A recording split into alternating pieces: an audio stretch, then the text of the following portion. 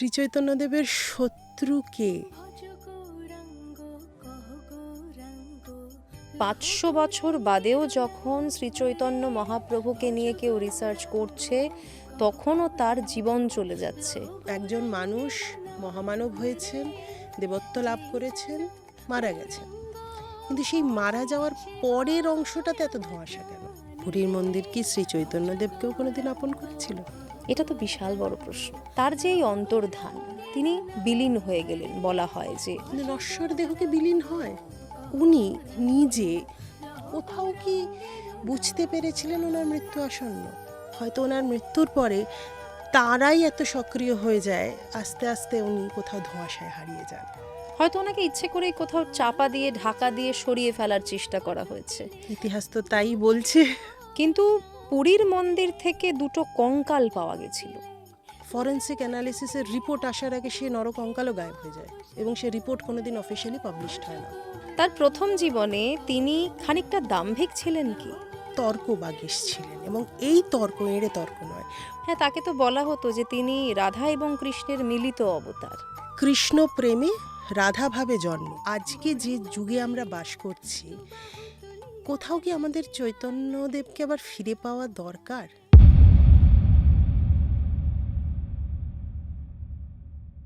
সঙ্গে সঙ্গীতায় আপনাদের সঙ্গে আমি সঙ্গীতা। আজকের এই পডকাস্টে আমাদের সঙ্গে রয়েছেন লেখক এবং গবেষক ঋত্বিকা ব্যানার্জি। এই পডকাস্টে আমরা এমন একজনকে নিয়ে আলোচনা করেছি যার নাম শুনলে আজও ভাবে ভেসে যায় বাঙালি। তিনি শ্রীচৈতন্য মহাপ্রভু। তিনি কি সত্যিই একজন ধর্মগুরু ছিলেন, নাকি ছিলেন একজন সমাজ সংস্কারক? তার অন্তর্ধান না তিরোধান? সমস্ত প্রশ্নের উত্তর খুঁজেছি এই পডকাস্টে। অনেক তথ্য পাবেন, অনেক অজানা তথ্য পাবেন। সঙ্গে থাকুন।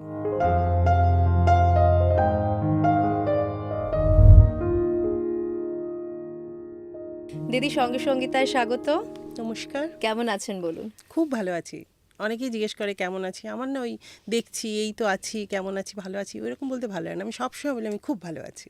একদম ভালো থাকাই দরকার। শ্রীচৈতন্যদেব তো সেটাই বলে গেছেন। একেবারেই। আর আজকে আমরা তাকে নিয়েই আলোচনা করব। দিদি, শ্রীচৈতন্যদেব, চৈতন্য মহাপ্রভু আমাদের এই বাংলারই মানুষ এবং প্রেমের মানুষ। তাকে নিয়ে এত ধোঁয়াশা কেন? তার জীবন সম্বন্ধে আমরা জানি, কিন্তু তার চলে যাওয়া নিয়ে অনেক ধোঁয়াশা রয়েছে। তবে তাকে নিয়ে খুব একটা কথা হয় না। এটার কি কারণ? এটা বোধহয় আমাদেরই ব্যর্থতা আমি মনে করি। তার কারণ ওনার মতো এত বড় মহামানবের অনেক সম্মান, অনেক কিছু প্রাপ্তি ছিল। জীবদ্দশায় অনেক কিছু পেয়েছেন, আবার বেশি হারিয়েছেন।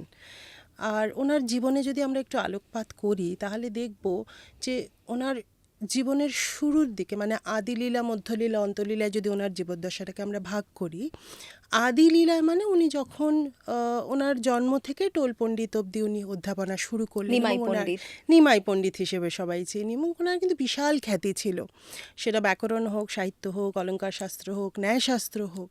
কিন্তু মধ্যলীলায় যখন ওনার ঈশ্বরপুরী বা কেশব ভারতীর সাথে আলাপ হয় এবং উনি শিক্ষাগুরু এবং দীক্ষাগুরু হন, তারপর থেকে কিন্তু ওনার জীবনে প্রচুর পরিবর্তন দেখতে পাই, এবং অদ্ভুতভাবে ওনার সংসারের প্রতি, গার্হস্থ্য জীবনের প্রতি একটা অদ্ভুত মানে বিতৃষ্ণাই এক ধরনের জন্ম নেয়, এবং উনি আস্তে আস্তে নিজেকে গুটোতে শুরু করেন, এবং একটা টাইমে উনি গৃহত্যাগ করেন, যেখানে মধ্যলীলা শেষ হয়, এবং অন্তলীলায় আমরা দেখি ওনার সাধক জীবন, ওনার মহাপ্রভু হিসেবে উনি আস্তে আস্তে নিজেকে ধর্মগুরু হিসেবে উনি সবার কাছে পৌঁছতে শুরু করলেন ওনার সংকীর্তনের মধ্যে দিয়ে। সেই সময় কোথাও একটা গিয়ে উনি যতটা হয়তো প্রাপ্তি ওনার ছিল, সেটা থেকে উনি বঞ্চিত হতে শুরু করেন। বিভিন্ন কারণেই হতে পারে। এক, ওনার যারা বিধর্মী মানুষ ছিলেন তখনকার, তাঁরা ঠিক ওনার মতটাকে নিতে পারেননি। উনি একটা নতুন ধারা আনতে চেয়েছিলেন। হয়তো সমাজ সংস্কারক হিসেবে যাত্রা শুরু হলেও আলটিমেটলি উনি কিন্তু ধর্ম সংস্কারক হয়ে গেছিলেন, বা সেভাবেই আস্তে আস্তে নিজের জীবনটা সাজিয়ে নিয়েছিলেন। এবং নিজের ধর্মের মধ্যেও তাকে সমস্যার সম্মুখীন হতে হয়। প্রচুর। হিন্দু ধর্মের মধ্যে তো প্রচুর ধারা আছে, ইভেন বৈষ্ণব ধর্মের মধ্যেও প্রচুর ধারা আছে। ওনার ধারাটা গৈরীয় বৈষ্ণব ধারা হিসেবেই আমরা পরে সেটাকে দেখেছি। তো সেখানে ওনার অনেক অনেকেই মানে ওনার বিদ্বজন যেরকম ছিলেন, ওনার গুণমুগ্ধ মানুষ ছিলেন, অনুগামী ছিলেন, আবার বিরোধী পক্ষেও কিন্তু অনেকেই জন্ম প্রচুর নেয়। ছিলেন, প্রচুর বিরোধী ছিলেন। হয়তো ওনার মৃত্যুর পরে তারাই এত সক্রিয় হয়ে যায়, আস্তে আস্তে উনি কোথাও ধোঁয়াশায় হারিয়ে যান। হয়তো ওনাকে ইচ্ছে করেই কোথাও চাপা দিয়ে, ঢাকা দিয়ে সরিয়ে ফেলার চেষ্টা করা হয়েছে।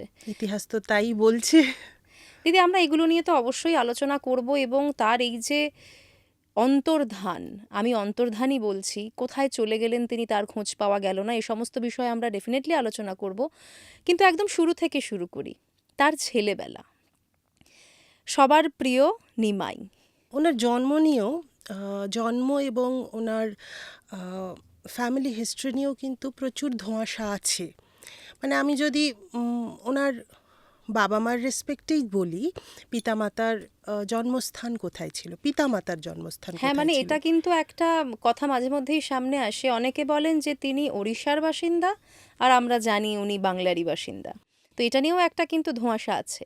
যদি আমরা পুরনো পুঁথি দেখি, যেখানে বেশ কিছু উড়িয়া কবি তাঁরা বলছেন শ্রী চৈতন্যদেবের বাবা শ্রী জগন্নাথ মিশ্র এবং তাঁর দাদু শ্রী উপেন্দ্র মিশ্র, তাঁরা অরিজিনালি জাজপুরের লোক ছিলেন।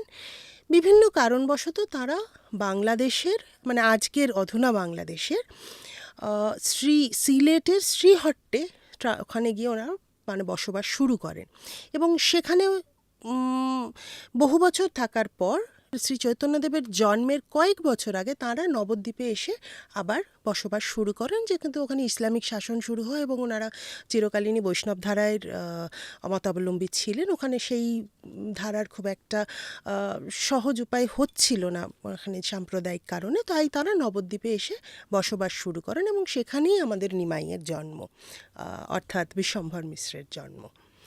কিন্তু আমরা যদি সমকালীন বাঙালি কবিদের কবিতা বা ওনাদের সৃষ্টিগুলো দেখি, সেখানে কিন্তু কোথাও এই জাজপুরের ঘটনার কোনো উল্লেখ নেই। সেখানে কিন্তু সবসময় বলা আছে সিলেটের বা দক্ষিণ ঢাকার শ্রীহট্টে তার পিতামাতার বিবাহ হয় এবং তারপর ওর জন্মের আগে ওরা নবদ্বীপে চলে আসেন, কিন্তু ওর ঠাকুমা তখনও কিন্তু শ্রীহট্টেই বসবাস করেন এবং নবদ্বীপে এসে ওনার জন্ম হয়। মানে এখানেও একটা কন্ট্রাডিকশন রয়েছে। জন্ম থেকেই কন্ট্রোভার্সি। এবং তারপর কি হলো? বিশ্বম্ভর মিশ্র আমরা দেখলাম, সবার প্রিয় ছোট্ট নিমাই, প্রচণ্ড দুরন্ত, ভীষণ দুষ্টু, এবং এরকম বহু জায়গায় মেনশন পেয়েছি যে মা শচীদেবী কিছুতেই ওনাকে সামলাতে পারতেন না, এবং যখন কোনোভাবেই উনি সামলাতে পারছেন না নিজে কাঁদতে বসতেন, বা কখনো কখনো হয়তো একটু দেখাতেন যে উনি কাঁদছেন, তখন নিমাই একেবারে গলা জড়িয়ে ধরে একদম চুপ করে যেতেন, এবং তখন শচীদেবীর কাছে পায়ের কাছে বসে মাকে কিভাবে মানানো যায় সেটা চেষ্টা করে যেতেন। এবং ছোটোবেলায় বেশ কিছু ঘটনা এরকম আছে, মানে কিছু মিরাকলস উনি নিজে করেছেন, কিছু মিরাকলস ওনার সাথে হয়েছে। তো সেরকমই একটা ঘটনা, তখন মাস 6 শিশু একেবারেই, সে বছর খুব বন্যা হয়েছিল নবদ্বীপে। ওনাকে জাস্ট একটু রোদ উঠেছে এরকম সময় একটা দালানে ওনাদের একটা নিম গাছ ছিল, সেই দালানে মাদুর পেতে তেল মালিশ করে বাচ্চাকে শুইয়ে রেখে রোদে রাখার জন্য উনি রোদে শুইয়ে উনি রান্নাঘরের কাজ করছেন। হঠাৎ করে ওনাদের যে মানে পরিচারিকা ছিলেন বিশাল চেঁচামেচি করছে, রান্নাঘর থেকে ছুটে এসে শচীদেবী দেখছেন কী হয়েছে দেখছে এইটুকু বাচ্চা নিমাই শুয়ে আছে, তার মাথার কাছে এই রকম কালীয় নাগ, মানে কালীয় নাগের মতো একটা কালকেউটে সাপ এরকম মাথার উপর ফনা তুলে বসে আছে। তো উনি মানে চিৎকার চেঁচামেচিতে কোনোভাবেই ওনাকে সামলানো যাচ্ছে না, আর যত উনি চিৎকার চেঁচামেচি করছেন নাকি সাপ তত মানে এদিক ওদিক মানে করাচ্ছে, মুভ করতে শুরু করেছে। তো দিয়ে তারপর উনি মূর্ছা যান, মানে মা আর করেনি, তারপরে আর সহ্য করতে পারেনি, ভয় বলে আমার নিমাইকে বাঁচাও, ভগবান বাঁচাও। কিন্তু তারপরে আসল ঘটনা যেটা হয় কিছুক্ষণ পর, মানে আধ ঘন্টা মতো বলা হয়, ও নিজেই আস্তে আস্তে সাপ হারিয়ে চলে যায়, এবং সেটা বলে যে নিমাই পণ্ডিতের সাথে তার এই কালকেউটের কোনো কথোপকথন হয়, দৈবিক কথোপকথন হয়, এবং অ্যাজ ইফ শ্রীকৃষ্ণের কাছে যেমন কালীয়নাগ দেখা করতে এলেন সেরকম দেখা করে উনি চলে গেলেন। হ্যাঁ, তাকে তো বলা হতো যে তিনি রাধা এবং কৃষ্ণের মিলিত অবতার। এটা কিন্তু ইউনিক একটা ব্যাপার, ভীষণ ইউনিক ব্যাপার। মানে ওনার চৈতমঙ্গল কাব্যে এরকম বলা আছে যে ওনার কৃষ্ণ প্রেমে রাধাভাবে জন্ম, মানে কৃষ্ণদেহে রাধা প্রেমে জন্ম বা রাধাভাবে জন্ম, এবং ওনার যদি আমরা শারীরিক গঠনের যে ডেসক্রিপশনগুলো পাই সেগুলো যদি দেখি, সেখানে না খুব অন্য রকমের কিছু বর্ণনা আছে। যদি আমি অন্যরকম শব্দটা বলি, অন্যরকম বলতে তখনকার বাঙালি পুরুষের যে ধরনের বর্ণনা ব্যবহার করা হতো শারীরিক গঠন ডেসক্রাইব করার জন্যে, তার থেকে অনেকটা আলাদা। এক্সাম্পল যদি বলি, দীর্ঘাঙ্গী ছিলেন এবং ওনার দেহে কোনো লোমের অস্তিত্ব ছিল না। এটা কিন্তু বহু জায়গায় বলা আছে এবং এটা খুব মানে সংস্কৃতে বলা আছে। আমি তার বাংলা ভার্সানটার রেসপেক্টে যদি বলি, তর্জমা করলে এটা দাঁড়ায়। এবং আরও একটা জায়গায় এরকম বলা আছে, উন্নীত বক্ষ। এক পুরুষে দীর্ঘাঙ্গী চেহারা, 6 ফুটের ওপর ওনার হাইট ছিল। কোথাও 6 বলা আছে, কোথাও 6.5ও বলেছে কোথাও, মানে অতটা যদি সায়েন্টিফিক্যালি আমি নাও যাই, দীর্ঘাঙ্গী চেহারা, লম্বা বাহু, উন্নীত বক্ষের এক পুরুষ। এইটার যদি আজকে আমরা সায়েন্টিফিক্যালি বডি টোন বা বডি টাইপের সাথে আমরা মেলানোর চেষ্টা করি, আমরা আন্দাজ করতে পারি কী ধরনের মানুষ উনি ছিলেন। এবং উনি ভীষণ দেখতে সুন্দর ছিলেন এবং ওনার খুব লম্বা চুল রাখতেন যৌবনকালে। এবং ওনার চুল, লম্বা চুল এবং টানা টানা চোখ, এই দুটো ওনার আলাদা করে কিন্তু বারবার মেনশন আমরা পাই। তো যাই হোক, এবং মানে তার খুব গায়ের সুদর্শন, রঙের, তার গায়ের রঙের মেনশন গৌরবর্ণ, গৌরবর্ণ, তাই জন্য তিনি গৌরাঙ্গ। গৌরাঙ্গ, গৌরহরি, সব রকম নাম ওনার, গোরাচাঁদ, অনেক নাম আমরা পাই। তো ভীষণ সুদর্শন এক পুরুষ ছিলেন ওনার যৌবনকালে। এবং তারপরে উনি সন্ন্যাস নেন যখন, উনি মুন্ডন করান। এবং তারপরে তো আমরা জানি বৈষ্ণব ধর্মে যেরকমভাবে আচার বিচার এবং নিজেকে মেনটেন সে তো করতে হয়, বটেই। সেটা উনি করেছিলেন। নিমাই পণ্ডিত মানে তর্কে তখন সবাইকে পরাজিত করতে পারতেন, মানে যে কোনো বিদ্বজন ওনার সামনে এসে পরাজিত হয়ে যেত তর্কে, মানে এতটা জ্ঞান তিনি লাভ করেছিলেন। একবার এরকম হয়েছিল, নবদ্বীপ তো তখন মানে আজকের অক্সফোর্ড ধরা হয়। তো নবদ্বীপে কাশ্মীর থেকে একজন পণ্ডিত এসেছিলেন, কেশব কাশ্মীরি বলে। উনি তখনকার সর্বশ্রেষ্ঠ পণ্ডিত ছিলেন সংস্কৃতে এবং অলঙ্কার শাস্ত্রে, এবং তা নিয়ে তাঁর বেশ দম্ভও ছিল। তখন নিমাই একদম মানে টিনেজার নিমাই আর কি, 16 বছর বয়স। তো তাঁর বাড়িতে বাবার কাছে উনি আসেন, দেখা করেন, এবং সেখানে নিমাইয়ের সাথে যখন আলাপ হয়, উনি জানতে পারেন এই বাচ্চা ছেলেটা নাকি নবদ্বীপের সর্বশ্রেষ্ঠ পণ্ডিত এবং তর্কযুদ্ধে ওনাকে নাকি কেউ হারাতে পারে না। তো উনি ওপেন চ্যালেঞ্জ দেন, বলেন সবার সামনে আমরা একটা তর্কযুদ্ধ করি, যেখানে আমরা সংস্কৃত থেকে ন্যায়শাস্ত্র সব কিছু নিয়ে আলোচনা করব, দেখি তর্কে কে যেতে। এই করে দীর্ঘ 16 ঘন্টার একটানা তর্কযুদ্ধ হয় এবং শেষে কিন্তু নিমাই জেতে। এবং তারপর থেকে নিমাই পণ্ডিতের পাণ্ডিত্য শুধু নবদ্বীপ না, নবদ্বীপের বাইরেও ছড়াতে শুরু করে এবং বহু জায়গা থেকে উনি আমন্ত্রণ পেতেন সেখানে পণ্ডিত হিসেবে বক্তৃতা রাখতে, শেখাতে, এবং ওনার টোলেও দূর দূরান্ত থেকে ছাত্ররা এসে ভর্তি হয়। তার প্রথম জীবনে তিনি খানিকটা দাম্ভিক ছিলেন কি? এই যে ওনার এতটা জ্ঞান ছিল, তার কি কোনো দম্ভ ছিল তার মধ্যে? আমরা কি বেশ কোথাও পাই কিছু এটা? জায়গায় আভাস কিন্তু তার আছে। দম্ভ হিসেবে কথাটা আমি কোথাও পাইনি। তবে এই কথাটার মেনশন অনেক জায়গা আছে যে উনি ভীষণ তর্কবাগীশ ছিলেন, এবং এই তর্ক এঁড়ে তর্ক নয়, প্রত্যেকটার কিন্তু উনি শাস্ত্রের লজিক দিয়ে, শ্লোক দিয়ে, পেজ নাম্বার সহ উনি বলতে পারতেন। মানে শ্লোকের নাম্বারও ওনার একদম কণ্ঠস্থ থাকতো, যে কারণে ওনাকে কিন্তু কেউ কোনো দিন হারাতে পারেনি। তখন মিথিলায় ন্যায়শাস্ত্রের উপর শ্রেষ্ঠ পাঠ ছিল এবং তখন নানা পণ্ডিতরা ওখানে ন্যায়শাস্ত্র পড়াতেন। এবং আমরা যদি জানি সার্বভৌম ভট্টাচার্য, উনিও ওনার কিন্তু শুরুর জীবনে মিথিলা থেকেই উনি পড়াশুনো করেন ন্যায়শাস্ত্রে। এবং মিথিলা একটা অদ্ভুত নিয়ম ছিল, যারা মিথিলার ন্যায়শাস্ত্র নিয়ে পড়াশুনো করার পরে তারা কিন্তু জ্ঞান ছাড়া আর কোনো বই, কোনো পুঁথি সঙ্গে নিয়ে আসতে পারতো না, কারণ তারা কোথাও ভীষণ রক্ষণশীল ছিল। এবং সার্বভৌম ভট্টাচার্য এমন একজন পণ্ডিত ছিলেন, তিনি চেয়েছিলেন তার যে নোটসগুলো উনি বানিয়েছিলেন অ্যাজ এ স্টুডেন্ট, সেগুলো উনি তার সাথে করে নিয়ে আসবেন, কিন্তু সেগুলো ওনাকে আনতে দেওয়া হয়নি।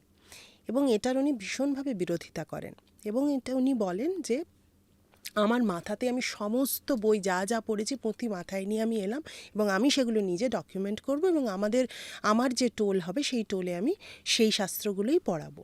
এবং সেই টোলে এসেই নিমাই এসে ভর্তি হয়, এবং সার্বভৌমের ভট্টাচার্যের কাছেই উনি ন্যায়শাস্ত্রে প্রথম শুরু করেন পড়াশুনো, এবং মিথিলার থেকেও বড় পণ্ডিত হিসেবে ওনাকে আমরা পরে কিন্তু পাই। উনি মিথিলাতে কোনো দিন যাননি, সার্বভৌম ভট্টাচার্যের কাছেই টোলে কিন্তু ন্যায়শাস্ত্রের শিক্ষা নিয়েছিলেন। কিন্তু এরপরে আমরা দেখতে পাবো যে তিনি নিজের গুরুকেই শাস্ত্রের জ্ঞান দিচ্ছেন। ঠিক, কিন্তু সেটা সন্ন্যাস গ্রহণের পর পুরীতে এসে, ছাত্রাবস্থায় নয়। একেবারেই। এই যে যখন তিনি নিমাই পণ্ডিত, মা শচী দেবী তাকে রীতিমতো জোর করে বিয়ে দিয়ে দিলেন। এইখানেও না একটা কন্ট্রোভার্সি আছে। কন্ট্রোভার্সি থেকে আমি বলবো কন্ট্রাডিকশন আছে। মানে দুরকম উল্লেখ আমরা পাই। এক জায়গায় পেয়েছি এরকম, যেখানে ওনার কিন্তু লাভ ম্যারেজ ছিল প্রথমটা, মানে মানে লক্ষ্মীপ্রিয়া দেবীর সঙ্গে সাথে ওনার লাভ ম্যারেজ ছিল। বিয়ের আগে 4 থেকে 5 বার দেখা হয়, এবং উনি নিজে ডিসাইড করেন আমি লক্ষ্মীপ্রিয়া, মানে ওনার শাস্ত্রগুরুর কন্যা ছিলেন লক্ষ্মীপ্রিয়া দেবী, সেই হিসেবে উনি শচীদেবীর সাথে আলাপ করেন, এবং তারপরে সেখানে বিয়ে উনি করেন। এবং ভীষণভাবেই প্রেমের সম্পর্ক তাদের মধ্যে ছিল, মানস প্রেমের সম্পর্ক ছিল। কোনো শারীরিক সম্পর্কের কথার উল্লেখ আমি পাইনি ওনার জীবদ্দশা, ওনাদের even after married life as well. কিন্তু পরবর্তীকালে উনি যখন শ্রীহট্টে যান বেশ কিছু পারিবারিক প্রপার্টির ব্যাপারে পুরনো সেটেল করতে, এবং ওনার ঠাকুমা ওখানে ছিলেন, উনি চেয়েছিলেন আমি মৃত্যুশয্যায়, আমি মৃত্যুর আগে আমি নিমাইকে একবার দেখে যেতে চাই। তো সেই জন্য উনি শেষবার ইচ্ছের জন্য দেখা করতেও গেছিলেন। তখন লক্ষ্মীপ্রিয়া বাড়িতেই ছিল। ফিরে এসে উনি জানতে পারেন সাপের কামড়ে সর্পদংশনে লক্ষ্মীপ্রিয়ার মৃত্যু হয়, এবং উনি ভীষণভাবেই ভেঙে পড়েন। তার কিছু বছর পরে ওনার বাবারও মৃত্যু হয়, এবং যখন গয়ায় উনি বাবার পিণ্ডদান করতে যান, এরকমও বলা আছে সেখানে উনি লক্ষ্মীপ্রিয়া দেবীরও পিণ্ডদান করে আসেন। এই রকম উল্লেখ কিন্তু তখনকার দিনের সমাজে স্ত্রীর জন্য এটা পিণ্ডদানের কথা বলা হতো না, কেউ করতেনও না, উনি কিন্তু করেছিলেন। তার মানে প্রথম তার জীবনে প্রেমের সম্পর্কই ছিল, কিন্তু তারপর যখন বিষ্ণুপ্রিয়া দেবীর সঙ্গে তার বিয়েটা, তখন শচী দেবী তাকে রীতিমতো ঘরে আটকে রাখার জন্যই বিয়েটা দিয়েছিলেন। হ্যাঁ, তার কারণ ওর দাদা বিশ্বরূপ, তিনিও যখন বিয়ের প্রস্তাব শচীদেবী রাখেন, তখন উনি গৃহত্যাগ করে সন্ন্যাস গ্রহণ করেন। তাতে শচীদেবী ভীষণ ভয় পেয়ে যান, আরও আঁকড়ে ধরেন নিমাইকে, যাতে নিমাই কোনোদিন বাড়ি ছেড়ে না যায়। এবং কোথাও একটা শচীদেবীর মনে আশঙ্কা ছিল শান্তিপুরে অদ্বৈত প্রভু জন্যেই হয়তো বিশ্বরূপ আজকে সন্ন্যাস নিয়েছে, নিমাই যেন না নেয়। আলটিমেটলি তাই হলো, বাট ওনার মনের মধ্যে খুব ভয় ছিল, এবং সেই কারণেই যখন উনি দেখলেন লক্ষ্মীপ্রিয়া মারা যাওয়ার পর ভীষণভাবে নিমাই ভেঙে পড়ছে, অধ্যাপনা ছেড়ে দিচ্ছে, কোনো কিছুতেই ঠিক তার গৃহকার্যেও মন বসছে না, তখন তিনি এক প্রকার জোর করে বিষ্ণুপ্রিয়া দেবীর সাথে ওনার বিবাহ করেন। কিন্তু সেই বিবাহের ক্ষেত্রে বিষ্ণুপ্রিয়া দেবী কোনোদিনই শান্তি পেলেন না। স্ত্রীর সম্মানটাও কি পেয়েছেন বিষ্ণুপ্রিয়া দেবী? আমার তো সেটাই বড় প্রশ্ন। মানে কোনোদিন কি মন থেকে লক্ষ্মীপ্রিয়াকে মুছে বিষ্ণুপ্রিয়াকে আপন করতে পেরেছিলেন শ্রীচৈতন্যদেব?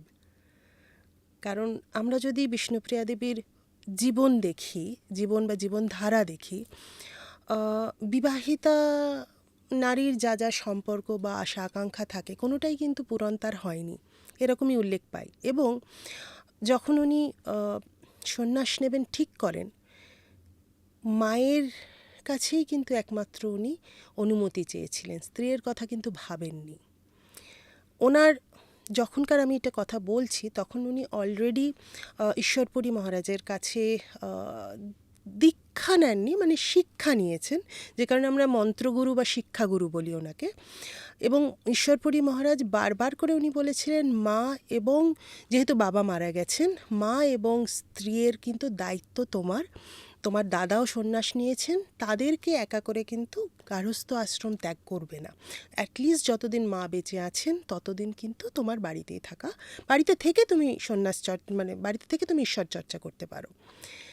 এবং তারপরে উনি অদ্বৈত প্রভুর কাছে যান এবং ওখানে গিয়ে অদ্বৈতাচার্য একই কথা ওনাকে বোঝানোর চেষ্টা করেন, কিন্তু মনে মনে না উনি ততদিনে সন্ন্যাস গ্রহণ করে ফেলেছেন, উনি ডিসিশন নিয়ে ফেলেছেন যে এই ধরাধামে আমি আর পারছি না, এই রকমভাবে সংসার জীবন বা গার্হস্থ আশ্রম কথাটা তখন ব্যবহার হতো, গার্হস্থ আশ্রমে আমি পারবো না, আমার মন প্রাণে শুধু লক্ষ্মীপ্রিয়া এবং লক্ষ্মীপ্রিয়ার কাছে প্রেম ভাব আমার কৃষ্ণপ্রেমেই আসে, সেখানে আমি আমার লক্ষ্মীর সাথে একত্ব হতে পারি এবং কৃষ্ণপ্রেম জপ করাটাই আমার জীবনের লক্ষ্য। তখন তিনি সচিমাতার কাছে গিয়ে জিজ্ঞেস করেন, অনুমতি নেন, কাকুতি মিনতি করেন, তখন আলটিমেটলি মত দিতে উনিও বাধ্য হন। এই সময়ে বিষ্ণুপ্রিয়া দেবী বাপের বাড়ি ছিলেন, পুরো এই 14 দিনের মধ্যেই সমস্ত এই ডিসিশন দেখা সাক্ষাৎ অনুমতি সব হয়। হঠাৎ করে উনি যখন খবর পান যে নিমাই এরকম মানে ওনার স্বামী এরকম সন্ন্যাস নেওয়ার কথা ভাবছেন, উনি পরিগিমরি করে তখন ছুটে আসেন নবদ্বীপে, but it was quite late by that time.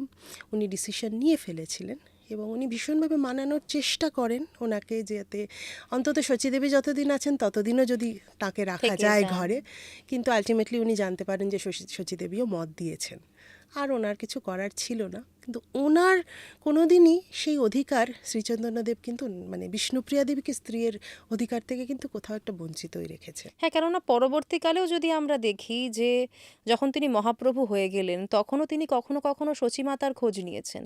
এবং এসে দেখাও করেছেন নবদ্বীপে, কিন্তু উনি ওনার একটা প্রিন্সিপাল ছিল যে স্ত্রীলোকের সঙ্গ ত্যাগ করতে হবে, না হলে ঈশ্বর সাধনা হবে না। এই প্রিন্সিপালের শুধু একটাই ভায়োলেশন ছিল, নিজের গর্ভধারিণী মা, মায়ের সাথেই উনি দেখা করেছেন এবং বারবার মানে ইভেন উনি শান্তিপুরে যখন অদ্বৈত প্রভুর কাছে আসেন তখন পালকি পাঠানো হয় নবদ্বীপে, পালকি করে মাকে নিয়ে আসা হয়, স্ত্রীর কিন্তু সেখানে কোনো মানে জায়গায় নেই। এরকম একবার উনি পুরী থেকে এসেছিলেন বঙ্গদর্শনে এবং নবদ্বীপে না থেকে উনি শান্তিপুরে এসেছিলেন, বেশিরভাগ সময় সন্ন্যাস গ্রহণের পর শান্তিপুরেই আসতেন এবং সেখানে এসে সচিমাতা দেখা করছেন, একজন স্ত্রীলোক আপাদমস্তক ঘোমটায় ঢাকা ওনার সাষ্টাঙ্গে এসে প্রণাম করে। তো উনি ভীষণ চমকে যান এবং অস্বস্তি হয়, কিন্তু কিছুতেই স্ত্রীলোকের মুখ আলটিমেটলি দর্শন করতে পারেনি। ওনার অস্বস্তিতে উনি বুঝতে পারেন, তখন প্রশ্ন করেন কে তুমি, তখন ওনার কণ্ঠস্বরে বুঝতে পারে সে আর কেউ নয় বিষ্ণুপ্রিয়াই, কিন্তু সেও ততদিনে কিন্তু সাধিকা হয়ে গেছে। কিন্তু তিনি তো সারা জীবনটা কষ্টেই কাটালেন, কিছু ভীষণ। পেলেন না। এবং একা, ভীষণ একা। শচীদেবীও মানে এক বাড়িতে থাকলেও তারা আলাদা ঘরে থাকতেন এবং একে অপরের বোধহয় মুখ দর্শন সেভাবে সম্ভব হতো না, কারণ দুজনই কৃষ্ণ নামই জপ করতেন, বিকজ ওনাদের বাড়িরও কুলদেবতা ছিলেন রঘুনাথ এবং রঘুনাথ মন্দিরেই বিষ্ণুপ্রিয়া দেবী সারা জীবনটা কাটিয়েছেন। এবং সেই যে দর্শন, একবারই যে দর্শন হয় সন্ন্যাসের পর, দর্শন ঠিক বললে ভুল হবে, মানে এই কথোপকথন বা মিলন যতটুকু হয়েছে, শ্রীচৈতন্যদেবের খড়ম উনি উপহার দিয়েছিলেন, বলছিলেন আমার কাছে আর কিছু নেই তোমাকে দেওয়ার মতো, এই খড়ম দুটোই রাখো। তো ওই খড়ম শেষ জীবন অবধি উনি শেষ দিন পর্যন্ত পুজো করেছিলেন। কোথাও না কোথাও আমাদের যদি আমরা পুরানো দেখি বা আমাদের এই সনাতন ধর্মের বিভিন্ন দিকের দিকে নজর দিই, আমরা দেখব যখন ভগবান মনুষ্য অবতারে এসেছেন তাদের মধ্যে দোষগুণ সবই রয়েছে। শ্রীচৈতন্যদের ব্যাপারে দোষ বিচার করার ধৃষ্টতা আমি করতে পারি না না, না, সে তো অবশ্যই কিন্তু নয়, কিন্তু কোথাও না কোথাও তিনি ওনার হয়তো একটা বৃহত্তর স্বার্থে এটা করেছেন, কিন্তু একজন কষ্ট পেয়েছে, এটাও তো অস্বীকার করার জায়গা নেই। বিষ্ণুপ্রিয়া দেবীর কী দোষ ছিল? আমরা যদি ওনার চোখ দিয়ে আমরা একজন মানুষকে, পুরুষকে যদি আমরা বিচার করি, সেই চোখে যদি উনি দেখি, নিশ্চয়ই মানে ভীষণভাবেই উনি ভীষণভাবে নেগলেক্টেড হয়েছেন। এমনকি উনি এরকম ব্রত নেন, যেহেতু শ্রীচৈতন্যদেব বলেন যে স্ত্রী সঙ্গ ত্যাগ না করলে ঈশ্বর সাধন হবে না, উনি এই ব্রত নেন যে আমার মুখ আমি কোনোদিন কারোর সামনে আর দেখাবো না, এবং এই অবধি উনি ঘোমটা টেনে রাখতেন, ওনার মুখ কেউ দেখেনি গৃহ মানে যবে থেকে গৃহত্যাগ করেছেন শ্রীচৈতন্যদেব, পুরো ঘোমটার আড়ালে রাখতেন, শচীদেবীও দেখেননি। আমরা কিন্তু এই বিষয়টা পরেও দেখতে পাই, ছোট হরিদাসের প্রসঙ্গ যখন আসছে তখন, যখন তিনি মহাপ্রভু হয়ে গিয়েছেন তখনও কিন্তু একটা ছোট্ট ভুলের জন্য ছোট হরিদাসকে তিনি পরিত্যাগ করলেন, সেখানেও কিন্তু কারণ একটি মহিলা। এবং শিখি মাইতি শ্রী চৈতন্যদেবের অনুগামী ছিলেন, ভীষণভাবেই অনুগামী ছিলেন। এবং শিখি মাইতির বড় দিদি ছিলেন মাধবী দাসী। তখনকার দিনে তো ছেলেদের মানে পুরুষদের পুরো নাম বলা হতো, পুরুষ মহিলা আলাদা করার জন্যই মহিলাদের শুধু সামনে মানে প্রথম নাম বা ফার্স্ট নেম ইউজ করা হতো, সেই হিসেবে মাধবী দাসী। তো উনিও মাধবী মাইতিই ছিলেন, শিখি মাইতির বড় দিদি। উনিও ভীষণ কৃষ্ণ নাম জপ করতেন এবং নিজেকে দাসী মনে করতেন, কৃষ্ণ দাসী মনে করতেন। একদিন চৈতন্যদেবের সেবক রান্না করবে ওনার জন্য অন্নভোগ, চাল কম পড়ে। তো তখন সেখানে অনেকের কাছেই চাল চাওয়া হয়, যদি থাকে তখন ছোট হরিদাস বলে, আমি আমার দিদির কাছ থেকে চাল নিয়ে আসছি, কারণ ওনার কাছে সবসময় অন্ন মজুদ থাকে। এই করে সে তার দিদির কাছে গিয়ে চাল নিয়ে আসে এবং সে সুগন্ধি চাল। এবার সেই চালে ওনার রান্না হয় এবং সেই রান্না চাল খেয়ে ভাত খেয়ে ওনার ভীষণ ভালো লাগে। তখন উনি জিজ্ঞেস করেন, এই চাল কোথায় পেলে? এই চাল তো এখানে আমাদের কোথাও পাওয়া যায় না। তখন যখন উনি শোনেন যে এক স্ত্রীলোকের কাছ থেকে তিনি চাল ভিক্ষা নিয়েছেন এবং যখন ভিক্ষা নিচ্ছেন তখন সেই স্ত্রীলোকের ছায়া তাঁর দেহে পড়েছে, ছোট হরিদাসের দেহে পড়েছে, সেই জন্য তাকে তিনি পরিত্যাগ করেন তক্ষুনি, যে তোমার বৈষ্ণব হয়ে এই কাজ করা চলবে না বা ঠিক হয়নি, তাই আমি তোমাকে পরিত্যাগ করলাম। তো এরম একটা ঘটনা তিনি কি তাহলে ঘটে। সত্যি সত্যি মনে করতেন যে ঈশ্বরের সঙ্গে মিলনের পথে কোথাও স্ত্রীলোকরা বাধা হয়ে যেতে পারে? উনি মনে করতেন, উনি বলতেন 4টে জিনিস সবসময় অ্যাভয়েড করা, এবং সেটাকে তিনি গ্রাম্য কথা বলতেন। তার মধ্যে স্ত্রীলোক অন্যতম। এছাড়াও আরও অনেক ভার্সন আমরা পেয়েছি যেখানে উনি আহার, নিদ্রা, মৈথুন এগুলোকেও কিন্তু ভগবানের মানে ইষ্ট সাধনার মাঝে বাধা হিসেবে উনি কনসিডার করতেন, এবং এটাকে উনি বলতেন গ্রাম্য কথা। সাধারণ মানুষ গ্রাম্য কথায় বিশ্বাস করে, এই গ্রাম্য কথা মানে এই 4টে জিনিসকে উনি মিন করতেন। এছাড়া আর আমরা কি দেখতে পাই? আরেকটা অদ্ভুত ঘটনা ঘটে, মানে এটা ঠিক উল্টো। মানে আমরা তো জানি পুরীর মন্দিরে কীরকম ভিড় হয়, এবং স্পেশাল কোনো রথের সময়। তিথিতে রথে মানে অত্যধিক ভিড় হয়, তখনও হতো। এবং উনি নিজে যেহেতু কোনো রকমের লাক্সারি বা কোনো রকম প্রিভিলেজ পছন্দ করতেন না, সেহেতু উনি সাধারণ মানুষের মতো ভিড়ের মধ্যেই জগন্নাথ দর্শন করতেন। সেরকমই মানে অগণিত মানুষ জগন্নাথ দর্শন করবেন বলে অপেক্ষা করছেন। উনিও অপেক্ষা করছেন গরুর স্তম্ভের কাছে দাঁড়িয়ে, দেখা যাচ্ছে না এত সামনে মানুষ, তো উনি তাও অপেক্ষাই করছেন। কিন্তু ওনার দিব্যোন্মাদ অবস্থা তখন শুরু করেছে, মানে বাহ্যজ্ঞান উনি হারাতে শুরু করেছেন। এমন সময় হঠাৎ করে নিত্যানন্দ প্রভু দূর থেকে দেখেন একজন অপরিচিতা নারী, কেউ তার পরিচয় জানে না, শ্রী চৈতন্যদেব দাঁড়িয়ে আছেন, ওনার কাঁধে পা রেখে সেই মানুষ, সেই স্ত্রীলোকটি দাঁড়িয়ে জগন্নাথ দর্শন করছেন। এবং সেটা অনেকক্ষণ ঘটনা, কারণ ওনার দিব্যোন্মাদ যে স্টেটটা হতো সেটা প্রায় 0.5 ঘন্টা 40 মিনিট ধরেও চলতো। এতক্ষণ ধরে ওনার কাঁধে পা রেখে একজন স্ত্রীলোক জগন্নাথ দর্শন করছেন, তখন সবাই হো হই করে ছুটে আসে। তারপর ওনার যখন জ্ঞান আসে, এখানে কি করা তাহলে এই মানুষটার থেকে আমরা এক্সপেক্ট করব, যার সাথে মাধবী দাসীর সাথে এবং ছোট হরিদাসের সাথে যিনি মানে ত্যাগ করেছেন, এনাকেও নিশ্চয়ই ত্যাগ করবেন বা আরও কিছু হয়তো রেগে স্ট্রং যাবেন। ডিসিশন নেবেন, নিজের ওপর কোনো শাস্তি বর্তাবেন, সেটা কিন্তু আমরা দেখিনি। উনি ক্ষমা করে দেন এবং বলেন যে তোমার মতো জগন্নাথ প্রিয় ভাব কেন আমার মধ্যে নেই। তার মানে এখানেও একটা কন্ট্রাডিকশন রয়েছে। কখনো আমরা দেখতে পাচ্ছি যে তিনি তার স্ত্রীকেও পরিত্যাগ করছেন, দর্শন করছেন না, খোঁজও নিচ্ছেন না, আবার আমরা এরকমও একটা ঘটনা দেখতে পাচ্ছি। হয়তো এটাই তাঁর মানব রূপ, ভগবানের মানব রূপের কথা সত্যিই বলছিলাম। তাই, এখানেই সত্যি। হয়তো ওনার মানব রূপ, ভগবানের থেকে আমরা মানুষ হিসেবে শ্রী চৈতন্যদেবকে একেবারে। পেয়েছি। এবং দিদি এখানে একটা প্রশ্ন এসেই যাবে, যেহেতু উনি জীবনের বহু সময় পুরীতে কাটিয়েছেন, গম্ভীরায় কাটিয়েছেন।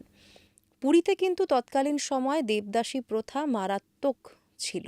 আজকের দিনে যেটা অনেক কমে এসেছে, বা তখন কি ছিল সেটা আমরা সবাই জানি, কি সিচুয়েশন ছিল। উনি তখন ওখানে ছিলেন, কোনো প্রতিবাদ করেছেন এমন কিছু শাস্ত্রে আছে, কোনো পুরাণে আছে? ইনফ্যাক্ট আমি তো উল্টো পেয়েছি, বেশ কিছু জায়গায় রামানন্দ রায়ের নাম তো নিশ্চয়ই আমরা সবাই জানি। ওনার ভীষণভাবেই পার্ষদ ছিলেন এবং ওনার প্রধান অনুগামীদের এক ছিলেন।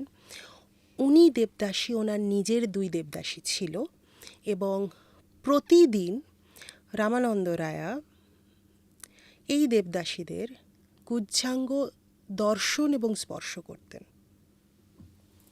এবং শ্রীচৈতন্যদেব কিন্তু সমস্তটা জানতেন এবং ওনাকে যখন কিছু ওনার অন্যান্য ভক্ত এবং ওনার যারা বিরুদ্ধাচারণ করে, প্রশ্ন করে, আপনি এটা কি করে অ্যাকসেপ্ট করেন, আপনার ভক্ত এরকমভাবে এটা করছে, এটা কি করে মানে মেনে নেন কি করে, এটা কোন ধারায় সেটা পড়ে, তখন উনি সেটাকে জাস্টিফাই করেছে। উনি এই কথা বলেছিলেন যে 2 রকমের ভক্তি হয়, বৈধি ভক্তি আর রাগানুগা ভক্তি। বৈধি ভক্তিতে বলা হয় কায়িক প্রেমের কথা বা শারীরিক প্রেমের কথা, আর রাগানুগা ভক্তিতে বলা হয় মানসিক প্রেম বা রাগাশ্রিত প্রেম। পূর্বরাগ, অস্তরাগ, অনেক রকম রাগের কথা আমরা উল্লেখ পাই। রামানন্দ রায়া নিজেকে নিজের পুরুষত্ব প্রমাণ করার জন্য এবং উনি কতটা পিওর ছিলেন, ওনার ভক্তি কতটা পিওর ছিল সেটা প্রমাণ করার জন্যে উনি দেবদাসীদের রাখতেন এবং উনি কোনোদিন কায়িক প্রেমের দিকে ঢলেননি। কায়িক প্রেম কিন্তু ওনার হয়নি। এটা এত বড়, এটা তখনই সম্ভব উনি তখন সেই ভক্তি মার্গে উত্তীর্ণ হয়েছেন। প্রমাণস্বরূপ তার প্রমাণস্বরূপ এই রকম ব্যাখ্যা কিন্তু আছে। কোথায় পাচ্ছেন এই ব্যাখ্যাটা? সৌভিক দে বলে বেশ একজন রিসার্চার আছেন, উনি ওনার চৈতন্য বৃত্তান্ত বইতে এটি উল্লেখ করেছেন। এছাড়াও শ্রী দীনেশচন্দ্রের যে notes, Chaitanya and his ages, সেই নোটসেও কিন্তু এর উল্লেখ আছে। তবে যদি আমরা তাঁর চরিতামৃততে ঢুকি, সেইখানে মানে আমি আদি চরিতামৃত যেগুলো মানে চৈতন্য মঙ্গল কাব্য বা বাকি যেগুলো চরিতামৃত শ্রী চৈতন্য চরিতামৃত আছে, সেখানে এইভাবে উল্লেখ হয়তো এতটা direct, it is more of an interpretation in the modern age. যদি চৈতন্য পার্সপেক্টিভ আর রেট্রোস্পেক্টিভে আমরা দেখি, তাতে কিন্তু দেবদাসীর উল্লেখ শ্রী রামানন্দ রায়ের ক্ষেত্রেই আছে, পাওয়া গেছে, এবং চৈতন্যদেব সেটা কোথাও একটা হয়তো সাপোর্টই করেছিলেন। তার মানে এই পার্টটাতেও মতবিরোধ রয়েছে যথেষ্ট, ভীষণভাবে। দিদি আমরা আবার মধ্যলীলায় চলে যাই। মানে যখন শ্রী চৈতন্য দেব তিনি দীক্ষা নিলেন, আমরা তার সংসার জীবনটা সম্বন্ধে আলোচনা করছিলাম, তারপর যেহেতু মহিলাদের নিয়ে কথা হচ্ছিল আমরা এই পার্টটায় চলে এলাম। ওনার দীক্ষা নেওয়ার সময়টা নিয়ে আমরা আলোচনা করি যদি একটু। ওনার 2জন গুরু ছিলেন, একজন শিক্ষাগুরু আর একজন দীক্ষাগুরু, শিক্ষাগুরু বা মন্ত্রগুরু। প্রথম জনের কথাই বলি, উনি নবদ্বীপে শ্রী ঈশ্বরপুরী মহারাজ এসেছিলেন শ্রী জগন্নাথ মিশ্রের বাড়িতে এবং পণ্ডিতের হিসেবে আলোচনা করতে, এবং সেই সময়ই প্রথমবার আলাপ হয় নিমাইয়ের সাথে, এবং নিমাই প্রথমবার বুঝতে পারে ঈশ্বর জ্ঞান কী, কৃষ্ণ প্রেম কী, এবং ঈশ্বরপুরী তাঁকে প্রথম কৃষ্ণ মন্ত্রে দীক্ষিত করেন। সেই হিসেবে উনি ওনার মন্ত্রগুরু বা শিক্ষাগুরু। এবং এই আলাপের পর থেকে এক অদ্ভুত চেঞ্জ দেখা যায় নিমাইয়ের মধ্যে। নিমাই পাণ্ডিত্য ছেড়ে কৃষ্ণ নাম, জপ, সাধনা, মন্ত্রোচ্চারণ, স্তব, স্তুতি, এই সবে আস্তে আস্তে কিন্তু তার ইন্টারেস্ট গ্রো করতে শুরু করে এবং ধীরে ধীরে কোথাও একটা সংসার থেকে যেন একটু করে সে পিছিয়ে আসছে। এবার এরকম একটা চেঞ্জ শুরু হয়। এমত অবস্থায় ওনার বাবা মারা যান, এবং বাবা মারা গেলে যেরকম বললাম গয়ায় পিণ্ডদান করতে গেছিলেন, এবং ওখানে গিয়ে অদ্ভুতভাবে আবার ঈশ্বরপুরী মহারাজের সঙ্গে দেখা হয় এবং আরও বেশি ওনার মধ্যে ইষ্ট দেবতা হিসেবে কৃষ্ণকে অ্যাকসেপ্ট করা এবং কৃষ্ণ নাম জপ করা আরও বেশি ওনার মধ্যে দেখা যায়। হ্যাঁ, যেটা শোনা যায় যে গয়াতে যিনি গেছিলেন, যিনি ফিরে আসেন, দুজন আলাদা আলাদা ব্যক্তি, এবং এই শুরুই হয় কিন্তু ঈশ্বরপুরী মহারাজের সাথে আলাপ হওয়ার পর থেকে। এবং গয়া থেকে উনি যখন পিণ্ডদান করে বাবার ফিরলেন, উনি কিন্তু সাধক হয়ে গেছেন তখন মনে মনে। উনি কিন্তু তখন আর নিমাই পণ্ডিত নেই, এবং কোথাও একটা তখনই উনি ডিসাইড করে নেন যে আমি গৃহত্যাগ করব। এই সময়টায় আরও একটা কথা, নবদ্বীপে অনেকে তাঁর যারা বিরুদ্ধে ছিলেন তারা অনেকেই এরকম গুঞ্জন শোনা যেত যে তারা বলেন আর কি, ওনার সমালোচনা করেন যে বাড়িতে সুন্দরী বউ আছে, এখন ওনার মানে প্রভাব প্রতিপত্তিও কম ছিল না, প্রপার্টিও কম ছিল না, এত কিছু বৈষয় সম্পত্তি আছে, তাই নিয়ে তো কৃষ্ণ নাম করাই যায়। তখন কোথাও একটাতে এই গুঞ্জনটাও ওনার মনের মধ্যে হয়তো একটা কোথাও ধাক্কা দিয়েছিল যে হ্যাঁ, আমি গার্হস্থ্য জীবনে কৃষ্ণ নাম করে আমি যেটা করতে চাই, the purpose of my life will not be made.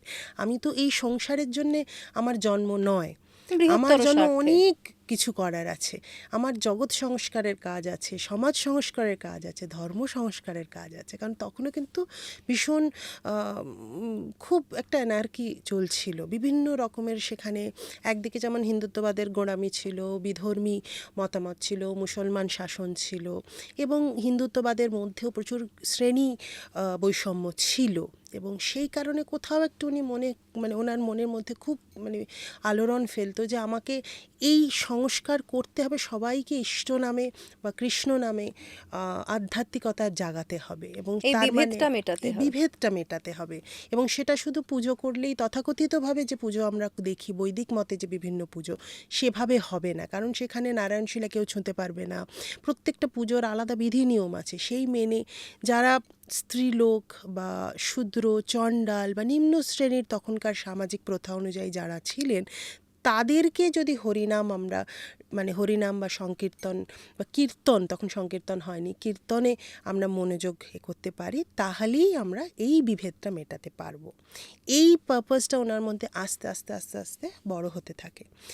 এমন সময় উনি গৃহত্যাগের যখন ডিসিশন নেন, মকর সংক্রান্তির আগের রাতে উনি গৃহত্যাগ করেন, এবং গৃহত্যাগ করে সোজা গঙ্গা সাঁতরে ওই ঠান্ডায়, মকর সংক্রান্তির সময় কতটা ঠান্ডা, উনি গঙ্গায় সাঁতরে কাটোয়া যান। কাটোয়ায় শ্রী কেশব ভারতী মহারাজের আশ্রম ছিল, ওখানে গিয়ে উনি নিজেকে সমর্পণ করেন এবং উনি বলেন যে আমি সন্ন্যাস নিতে চাই এবং ওটাই আমার জীবনের লক্ষ্য, তো আমি আপনার কাছেই দীক্ষিত হতে চাই। তো সেখানে অনেক কনভারসেশনস হয়। উনি প্রথমে চাননি যে এত পণ্ডিত এক ব্যক্তি, এত কম বয়স, যার সংসারে এত মা আছেন, বিধবা মা আছেন, ওনার স্ত্রী আছেন, উনি সন্ন্যাস নেন, বাট আলটিমেটলি উনি রাজি হন ওনাকে দীক্ষা দিতে। তো মকর সংক্রান্তির রাতে উনি অ্যাকসেপ্ট করেন সন্ন্যাস কেশব ভারতী মহারাজের কাছে, এবং মুন্ডন হয় কেশব ভারতী মহারাজের, যিনি পণ্ডিত ছিলেন, পণ্ডিত না, নাপিত ছিলেন, মোহন নাপিত বলা হয়। ভারতী মহারাজের আশ্রমে যাঁরাই মুন্ডন করতেন, উনি নাপিত হিসেবে সেবা করতেন। শ্রীচৈতন্যকে দেখে ওনার মনের মধ্যে এমন এক ভাব জাগে, উনি বোধহয় ওনার প্রথম অনুগামী, ভাব জাগে, সে বলে আমি আপনার মুন্ডন করতে পারবো না, আপনি এত সুদর্শন ব্যক্তি, আপনার মুন্ডন আমি করতে পারবো না। তো তারপরে উনি চৈতন্যদেব কনভিন্স করায় যে না, এটাই জীবনের আসল লক্ষ্য, আমার জীবন শুধু এই গার্হস্থ্য জীবনে না, সমস্ত মোহ ত্যাগ করতে চাইছেন তখন তিনি। নাপিতও চাইনি আর কি। তো যাই হোক, এই করে ওনার মুন্ডন হয়, এবং সেই মুন্ডনের সময় নবদ্বীপ থেকে নিত্যানন্দ প্রভু এবং আরও অনেকেই এসেছিলেন, এবং তারাও সেই সাক্ষাৎ দর্শন করেন, এবং তাঁর এই যে গার্হস্থ্য জীবন থেকে সন্ন্যাস জীবনের যে যাত্রাপথটা উনি মকর সংক্রান্তির রাতে অতিক্রম করেন, একটা হোমযজ্ঞ হয়, বিরজা হোম, এবং সেই হোমের আগে শ্রাদ্ধকর্ম করতে হয়, শ্রাদ্ধকর্ম করার পর মুন্ডনের পর সন্ন্যাস গ্রহণ হয়। তিনি কি তখনই শিক্ষা ত্যাগ করেছিলেন? মুন্ডনের সময় হয়। শ্রাদ্ধকর্ম যখন হয়, 3 ভাগে এই শ্রাদ্ধকর্ম হয় সন্ন্যাসের আগে। এক হচ্ছে যাদের বাবা বা মা মৃত বা মৃতা, তাদের উদ্দেশ্যে এবং পিতৃপুরুষের উদ্দেশ্যে, যেটা আমরা জানি নর্মাল শ্রাদ্ধকর্মে হয়। এছাড়া জীবিত মাতারও কিন্তু ওনাকে শ্রাদ্ধ করতে হয়েছিল, কারণ উনি জীবনের মোহমায়া ত্যাগ করছেন। থার্ড হচ্ছে আত্মশ্রাদ্ধ করতে হয়। উনি 3টে শ্রাদ্ধ করে মুন্ডন করেন, করে উনি শিখা ত্যাগ করেন, তারপরে বিরজা হোমের পরে উনি সন্ন্যাস গ্রহণ করেন। এবং সন্ন্যাস গ্রহণের পর ওনার পুরো নাম হয়, মানে জগন্নাথ মিশ্রের পুত্র বিশ্বম্ভর মিশ্র থেকে তাঁর পরিচয় হয় শ্রীকৃষ্ণ চৈতন্য ভারতী মহারাজ। এই যে তার পরিবর্তনটা সচিমাতা ঠিক কিভাবে নিয়েছিলেন? প্রথম যখন উনি অনুমতি চান মায়ের কাছে, শি ওয়াজ ভেরি শকড, এবং উনি একেবারেই চাননি, কারণ ওনার বড় ছেলে বিশ্বরূপ যেহেতু অলরেডি সন্ন্যাস গ্রহণ করে গৃহত্যাগ করেছিল, নিমাইয়ের প্রতি ভীষণ বেশি আসক্তি ওনার ছিল, একেবারেই চাননি। কিন্তু তারপরে উনি যখন বোঝেন না ছেলেকে এইভাবে গার্হস্থ্য জীবনে আটকে রাখা ঠিক নয়, মানে ওনার জীবনের উদ্দেশ্য এর থেকে অনেক বড়, মানে গোটা সমাজ ওনার জন্য অপেক্ষা করে আছে, সমাজের ওনাকে বেশি প্রয়োজন, তখন তিনি মায়ের মন তো মানতে বাধ্যই হন। তবে এটা ওনারই রিকোয়েস্ট ছিল, মানে সব জায়গার মধ্যে হঠাৎ করে পুরী জগন্নাথ ধামই কেন উনি বেছে নিলেন। তো এরকম একটা জায়গায় আমি পড়েছি যেখানে সচিমাতা শ্রী চৈতন্যদেবকে বলছেন যে আরও তো অনেক জায়গায় হরির সাধনা করা যায়, কৃষ্ণ নাম জপ করা যায়, কিন্তু আমি চাইবো তুমি জগন্নাথ ধামেই থাকো, যাতে নবদ্বীপ থেকে পুরীর দূরত্ব সবচেয়ে কম বাকি জায়গাগুলোর তুলনায়, রেগুলার আমরা এখান থেকে যাতায়াত করতে পারবো, তোমার খবরাখবর পাবো। এবং প্রত্যেক রথে উনি 18 বছর যখন পুরীতে রথে ছিলেন, 18 বছরের মধ্যে 14 বছর নবদ্বীপের সমস্ত বৈষ্ণব সম্প্রদায়কে উনি পুরীতে আমন্ত্রণ জানাতেন এবং 4 মাস চতুর্মাস্য কাটিয়ে তারা নবদ্বীপ ফিরতেন। এতটাই উনি যোগাযোগ রেখেছিলেন। এবং বঙ্গদর্শনে যখনই এসেছেন তখনই সচিমাতার সঙ্গে এসে আলাদা করে পালকি পাঠিয়ে দেখা করেছেন, মানে মায়ের মনটা রেখেছেন। মায়ের মনটা রেখেছেন। এবং আরও একটা ব্যাপার, ওনার সাথে যখন নিত্যানন্দ প্রভুর আলাপ হয়, নিত্যানন্দ প্রভু ছিলেন অবধূত, মানে তান্ত্রিক সন্ন্যাস মতে উনি নিয়েছিলেন, কিন্তু উনি বৈষ্ণব ধারাও পরে শ্রী চৈতন্যদেবের সাথে আলাপ হওয়ার পরে বৈষ্ণব সম্প্রদায়ের প্রচুর উনি প্রবর্তন করেছেন।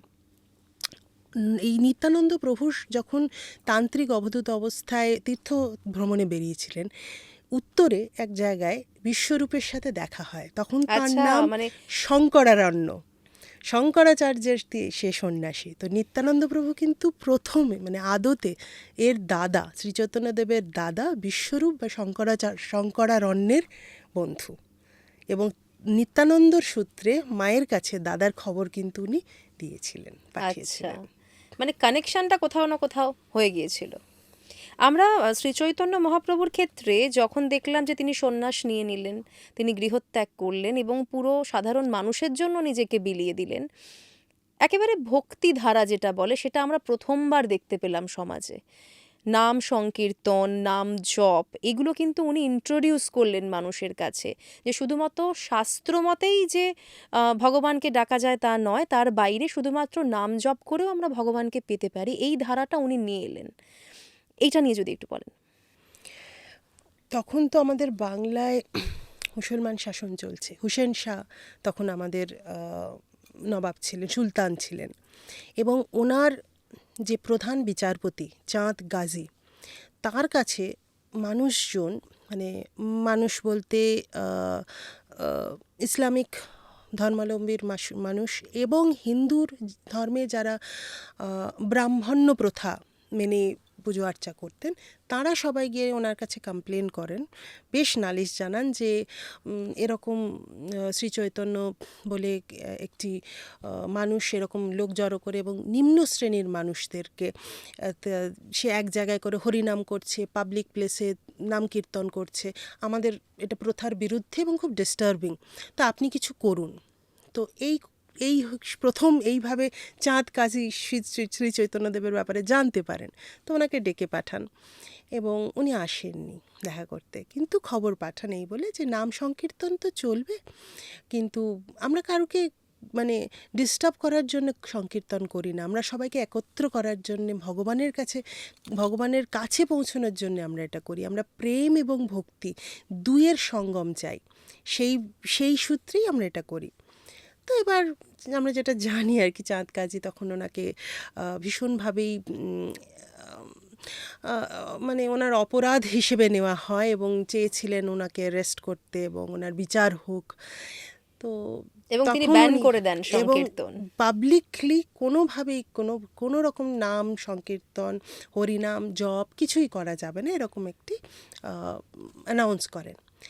তখন শ্রী চৈতন্যদেব ভীষণভাবেই রেগে যান বলাটা ভুল হবে, মানে উনি বলেন চাঁদ কাজীকে দেখাতে হবে যে কৃষ্ণ নামে কতটা শক্তি আছে, এবং উনি তাঁর বাড়ি থেকে শিমুলিয়া হয়ে সমস্ত রাস্তা হাজার হাজার লোক নিয়ে, খোল করতাল মৃদঙ্গ নিয়ে বাজাতে বাজাতে উন্নত হস্তে, মানে দুহাত তুলে আর কি, যেভাবে আমরা দেখি নগর সংকীর্তনে বেরোন, এবং এই পুরো রাস্তাটা উনি অতিক্রম করে শেষ করেন চাঁদ কাজীর বাড়িতে।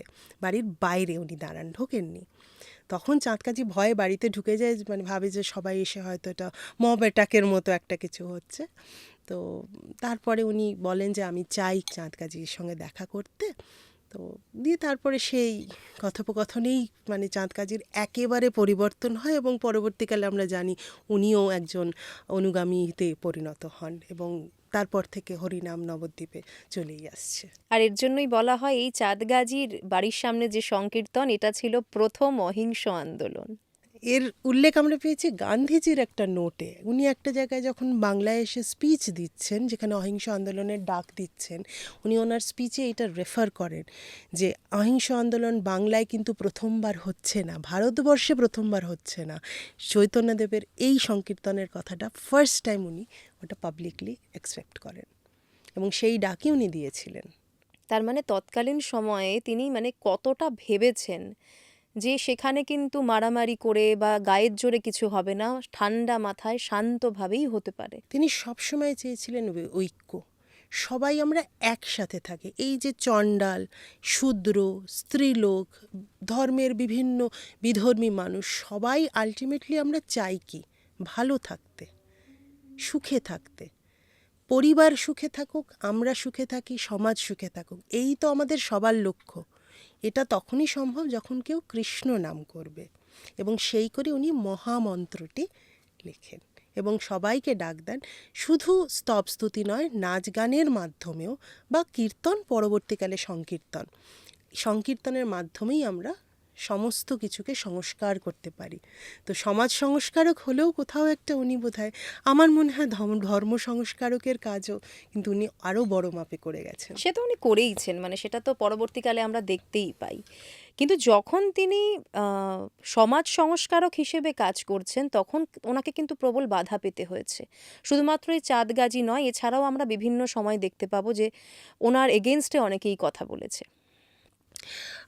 রামকেলিতে, গৌড়ের খুব কাছে রামকেলিতে তখন শ্রী চৈতন্যদেব আছেন, এবং সেখানে একটি নরেশ পুকুর বলে একটি পুষ্করিণী আছে, তার পাশেই উনি থাকতেন একটি তমাল গাছের তলায়, ছায়াতলে, এবং সেখানে নানা ভক্তরা আসতো যেত। সেই সময় দুই গুপ্তচর, ঠিক গুপ্তচর বলে বলে বা রাজার চর, অনুচর, দুজন এসে দেখা করে, এবং তারা বোঝার চেষ্টা করে এই যে একজন সাধক এসেছেন, উনি ঠিক কী চাইছেন। উনি কি মুসলমান রাজার চর, উনি কি উড়িষ্যার রাজার চর, নাকি ওনার কি উদ্দেশ্য, কেন উনি রামকেলিতে এসেছেন। এই দুই ব্যক্তির নাম দবির খাস আর সাকর মল্লিক। এরা যদিও মুসলমান রাজার অনুচর ছিলেন, জন্মসূত্রে তারা ব্রাহ্মণ, এবং তারা যথেষ্ট পাণ্ডিত্য তাদের ছিল, কিন্তু তারা পাবলিকলি সেই চর্চা করতেন না। নিজেরা পড়াশুনো করতেন, যথেষ্ট বিদ্যা চর্চা ছিল, বিভিন্ন রকমের শিক্ষা চর্চা ছিল, সংস্কৃতি চর্চাও ছিল। তাঁরা যখন ক্রমে শ্রী চৈতন্যদেবের কথা জানতে পারেন, তাঁর ভক্তি মাধ্যমের কথা, তাঁর প্রেমের কথা, সংকীর্তনের কথা, তখন তারা আস্তে আস্তে ভীষণভাবে অনুগামী হয়ে যায়, এবং পরবর্তীকালে যে রামকেলির যে জায়গায় এই দবির খাস আর সাকর মল্লিক দীক্ষা গ্রহণ করে শ্রী চৈতন্যদেবের, সেই জায়গাটা আজ কিন্তু মিলন মন্দির নামে ভীষণভাবেই প্রতিষ্ঠিত, এবং তাদের পরবর্তীকালে দীক্ষা নেওয়ার পর নাম হয় রূপ আর সনাতন। দবির খাস হয় রূপ, সাকর মল্লিক হয় সনাতন, এবং ওনার শেষ জীবন পর্যন্ত রূপ সনাতনকে উনি ভীষণভাবেই আদর্শ বৈষ্ণব হিসেবে মনে করতেন।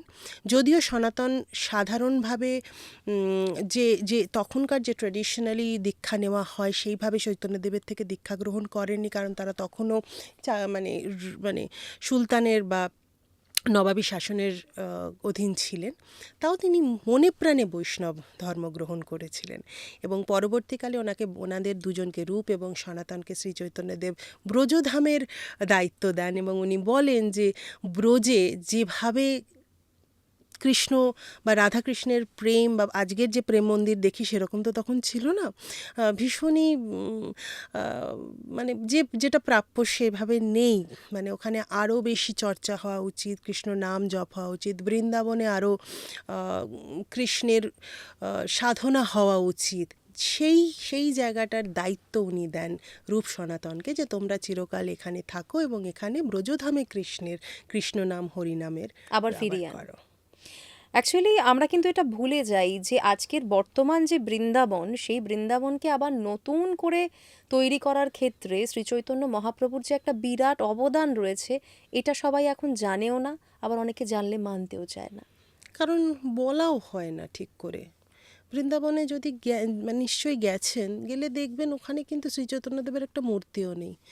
আজকের মানুষ কি জানেন যে শ্রীচৈতন্যদেব রূপ সনাতনের মাধ্যমে কতটা ওখানে, মানে আজকের প্রেম মন্দির যেখানে, কতটা ওনার কন্ট্রিবিউশনস আছে? আমার তো মনে হয় সেভাবে আমরাও বলিনি কোনো দিন। কোথাও একটা এটা আমাদেরও ব্যর্থতা নয় কি? হ্যাঁ, একেবারেই সত্যি। কেননা বৃন্দাবনের রাধাকুণ্ড, শ্যামকুণ্ড খুঁজে পাওয়ার ক্ষেত্রেও তার যে অবদান রয়েছে সেটাও তো আমরা স্বীকার করি না সব সময়। সত্যি তো। ইনফ্যাক্ট যদি একটু দেখি কিভাবে উনি রাধাকুণ্ড শ্যামকুণ্ড আবিষ্কার করেন, আবিষ্কারই বলছি এক কথায়, উনি তখন বৃন্দাবন দর্শনে গেছেন এবং ভীষণ টায়ার্ড, একটি কদম গাছের তলায় উনি বিশ্রাম নেন। বিশ্রাম নিতে নিতে উনি কৃষ্ণপ্রেমে মগ্ন হয়ে ওনার যে দিব্যোন্মাদ অবস্থা হতো সেরম এক অবস্থা ওনার হয় এবং আস্তে আস্তে উনি কনসিয়াসনেস হারাতে শুরু করেন। সেই সময় ওই দিব্যোন্মাদ অবস্থায় উনি দেখতে পান গোবর্ধন পর্বতে রাধাকুণ্ড এবং শ্যামকুণ্ড বর্তমান। তারপর যখন ওনার জ্ঞান ফেরে উনি বলেন, আমি এখান থেকে সোজা গোবর্ধন পর্বত যাব, রাধাকুণ্ড শ্যামকুণ্ডে স্নান না করলে আমার জীবন সফল হবে না। তখন তার সাথে ভক্তরাও ছিল, তারা সবাই বলে এরকম গোবর্ধন পর্বত কোথা থেকে খুঁজে পাবো, সেখানে রাধাকুণ্ড শ্যামকুণ্ড কোথায় আছে? বলছেন আমাকে যেতেই হবে, যেভাবে হোক আমি সেখানে পৌঁছবই। এবং উনি তো পায়ে হেঁটেই তীর্থযাত্রা করতেন এবং উনি হাঁটা দেন। তখন আজকের মতো মানে এত এরকম হাইওয়ে তো হ্যাঁ, ছেড়ে দিয়ে বৃন্দাবন কোনো তো রাস্তায় তখন ছিল, ভীষণ জঙ্গল। বন এবং জঙ্গল, এবং সেখানে ভীষণভাবেই ডাকাতের প্রকোপ ছিল তখন। ওই জঙ্গলে ডাকাতদের বাস ছিল। উনি নির্ভয়ে যাচ্ছেন হেঁটে এবং ডাকাতদের আক্রমণেও শিকার হন এবং ডাকাতরা প্রথমে মনে করেন ওনার এত সাঙ্গপাঙ্গ দেখে বা যে সাথে যা ছিল আর কি দেখে তাদের কাছে বোধহয় ভীষণ টাকা পয়সা শোনা দেয় না থাকবে। শ্রী চৈতন্যদেবের সাথে কথা হওয়ার পর, তাকে জানার পর ডাকাতরা বুঝতে পারে না ইনি তো মানে তার থেকে অনেক বেশি মূল্যবান একজন মানুষ এবং ওনার সেবা করা আমাদের ধর্ম করে ওনারাও, এই ডাকাতরাও অনুগামী হয় এবং সেই ডাকাতরাই ঘোড়ায় পথ দেখিয়ে ওনাকে নিয়ে যায়। সামনে ডাকাতরা যায় ঘোড়ায় চড়ে পথ দেখাতে দেখাতে গোবর্ধন পর্বতে, এবং সেই পর্বতে গিয়ে উনি একটা জায়গায় গিয়ে ভীষণভাবেই কাঁদতে শুরু করেন এবং মাটিতে গড়াগড়ি দিতে শুরু করেন এবং ওখানকার যে কাদা, সেই কাদা মাটি গায়ে মাখতে শুরু করেন। তখন সকলে জিজ্ঞেস করে ঠিক মানে কি হলো, এখানে কি? তখন উনি বলেন যে এখানেই রাধাকুণ্ড এবং তার কিছুটা কাছেই আর কি এগোলেই সেখানে শ্যামকুণ্ড। তো এইভাবেই উনি প্রথম মানে আবিষ্কারই বলবো, কাইন্ড অফ আবিষ্কার করেন, খুঁজে পান এবং পরবর্তীকালে রূপ সনাতন এবং ওনার অন্যান্য ভক্তদেরকে উনি অনুরোধ করেন যেন এই রাধাকুণ্ড আর শ্যামকুণ্ড সংস্কার করা হয় এবং সাধারণ মানুষ যেন সেখানে ভ্রমণ করতে পারেন। দিদি, রূপ সনাতনের কথা যখন হলো, তাহলে জগাই মাধাইয়ের কথাও না বললে নয়। হ্যাঁ নিশ্চয়ই, মানে স্বরগোস্বামীর কথা বাদ দিয়ে কী করে কমপ্লিট হবে। জগন্নাথ আর মাধব দুই ভাই ছিলেন এবং তখন যখন সুলতানি শাসন বাংলায় চলছে তারা নগররক্ষীর কাজ করতেন এবং ভীষণভাবেই মাতাল দুই ব্যক্তি। তারা ভীষণ উচ্ছৃঙ্খল জীবন, মুখে কোনো ভালো কথা তাদের আসে না। এরম দুই মানুষ, তাদেরকে দায়িত্ব দেওয়া হয় একদিন যে শ্রী চৈতন্যদেব কী করছেন তার খবর রাখতে, এবং তখন এই চর বা অনুচর এবং রক্ষীরা এরকম ধরনের কাজ করতেন। এমত অবস্থায় একদিন রাতে তারা নগর রক্ষা করছে, তখন শ্রী নিত্যানন্দ প্রভু তাঁর প্রচুর ভক্ত নিয়ে রাস্তা দিয়ে সংকীর্তন করতে করতে যাচ্ছেন, এবং এই সংকীর্তন দেখে তাদের মাথায় ভীষণভাবে রাগ জন্মায়, কারণ তারা তখন মাতাল অবস্থায় আছে, এবং তারা ভীষণভাবে অশ্রাব্য কিছু শ্রী নিত্যানন্দ প্রভুকে উদ্দেশ্য করে এবং বাকি তার ভক্তদের উদ্দেশ্য করে গালিগালাজ দেয়। এবং যখন তাতেও তারা না থেমে নগর কীর্তন করতে করতে এগিয়ে যাচ্ছে, মদের হাঁড়ি ছুঁড়ে মারে নিত্যানন্দ প্রভুর মাথায় লাগে এবং সেটা কেটে যায়, রক্ত ঝরতে থাকে এবং উনি মাটিতে লুটিয়ে পড়েন। শ্রী চৈতন্যদেব তখন সেই নগর কীর্তনে ছিলেন না। এই খবর ভক্তের মাধ্যমে উনি যখন খবর পান, উনি দৌড়ে আসেন এবং নিত্যানন্দ প্রভুকে উনি ভীষণ শ্রদ্ধা করতেন। উনি তো দাদার বন্ধু ছিলেন, ভক্তর থেকেও বেশি মানে শ্রদ্ধা করতেন। তার এই ক্ষতি দেখে, তার ওপর এই আক্রমণ দেখে উনি ভীষণ রেগে যান এবং ওনার মধ্যে প্রথমবার সেই রুদ্র মূর্তি দেখা যায়। উনি কিন্তু ভীষণ শান্ত মানুষ ছিলেন, এমনি কোনো সময় কোথাও আমরা উল্লেখ সারাক্ষণ পাই না। ভালোবাসার কথা বলেছেন। ভালোবাসার কথা, প্রেমের কথা, ভক্তির কথা বলেছেন। এই প্রথমবার জগাই মাথাকে উনি হাত তুলে আঘাত করতে যান, কিন্তু মারেননি। তখন শ্রী চৈতন্যদেবের তখন তারা সাষ্টাঙ্গে হয়, তারা বুঝতে পারেন যে না, আমাদের ভীষণ বড় ভুল হয়েছে, উনি কিন্তু ভগবান দর্শন দেন। তো সেই ভগবান রূপে দর্শনের পর জগাই মাথায় হয়ে যায় আমাদের দুই আরো গোস্বামী, এবং তারপর থেকে ওনারা ভীষণভাবেই শ্রী চৈতন্যদেবের অনুগামী। একেবারে এরকম বহু লীলা রয়েছে শ্রী চৈতন্যদেবের, বলে শেষ হবে না। আচ্ছা, আমাদের কথায় বারবার একটা শব্দ উঠে আসছে, সেটা হচ্ছে দিব্য উন্মাদ দশা। কি এই দিব্য উন্মাদ দশা? ওনার ক্ষেত্রে দেখা যেত, উনি কৃষ্ণ প্রেমে মগ্ন হলে বা কৃষ্ণ দর্শন পেলে ওনার অদ্ভুত কিছু দৈহিক এবং সাইকোলজিক্যাল চেঞ্জেস আসতো।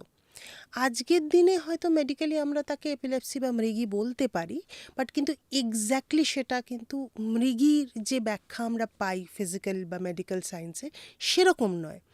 লৌকিক ভাষায় এটাকে ভর ওঠাও বলে।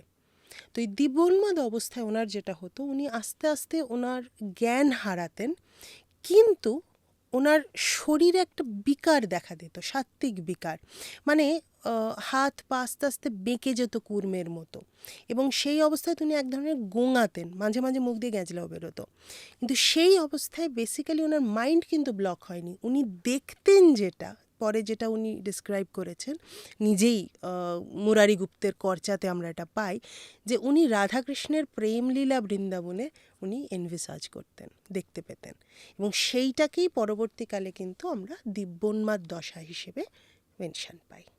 হ্যাঁ, আমরা অনেক জায়গাতেই শুনতে পাই যে তার দেহ নাকি কুঁকড়ে যেত, এবং সেই লম্বা একজন মানুষ, তার যখন দেহ কুঁকড়ে যাচ্ছে, তার মানে চরম কষ্ট হচ্ছে। হ্যাঁ, খুবই কষ্ট পেতেন, এবং কিন্তু সেই কষ্টটা উনি কোনোদিন কষ্ট হিসেবে ফিল করেননি। উনি মনে করতেন ওনার এই দশাতেই উনি কৃষ্ণের সাথে একত্ব হচ্ছেন, রাধা কৃষ্ণের প্রেমকে খুঁজে পাচ্ছেন। তো সেই জন্যেই উনি দিব্যোন্মাদ দশা অ্যাভয়েড করার জন্য, আমরা যদি একটু পুরীতে ফিরে আসি, উনি জগন্নাথ দর্শন কিন্তু মন্দিরের ভেতর ঢুকে নর্মালি করতেন না, একবারই করেছিলেন, প্রথমবার।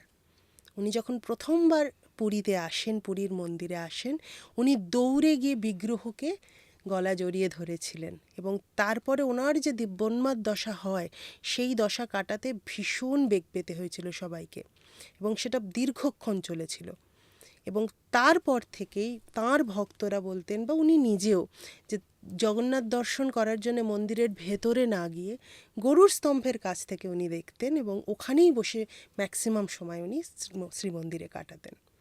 তো দিব্যোন্মাদ অবস্থাতে উনি সবসময় কৃষ্ণের বা রাধাকৃষ্ণের প্রেমের কাছাকাছি পৌঁছতে পারতেন বলেই নিজেও হয়তো কোথাও চাইতেন, কষ্ট হলেও সেটা উনি ফিজিক্যাল পেনটা উনি ফিল করতে পারতেন না। আসলে একটা অদ্ভুত আকুতি ছিল না, রাধা ভাবে তিনি কৃষ্ণকে চাইছেন, মানে সে তো এক ভয়ঙ্কর চাওয়া। আমি আপনি বুঝতে পারবো না। সত্যিই তাই, আমাদের পক্ষে বোঝা সম্ভব নয়। কিন্তু আমরা যখন দেখলাম তিনি যখন গম্ভীরায় ছিলেন একটা ছোট্ট ঘরের মধ্যে, সেখানে এই অবস্থায় তিনি নাকি দেওয়ালে মুখ ঘষতেন, গড়াগড়ি দিতেন।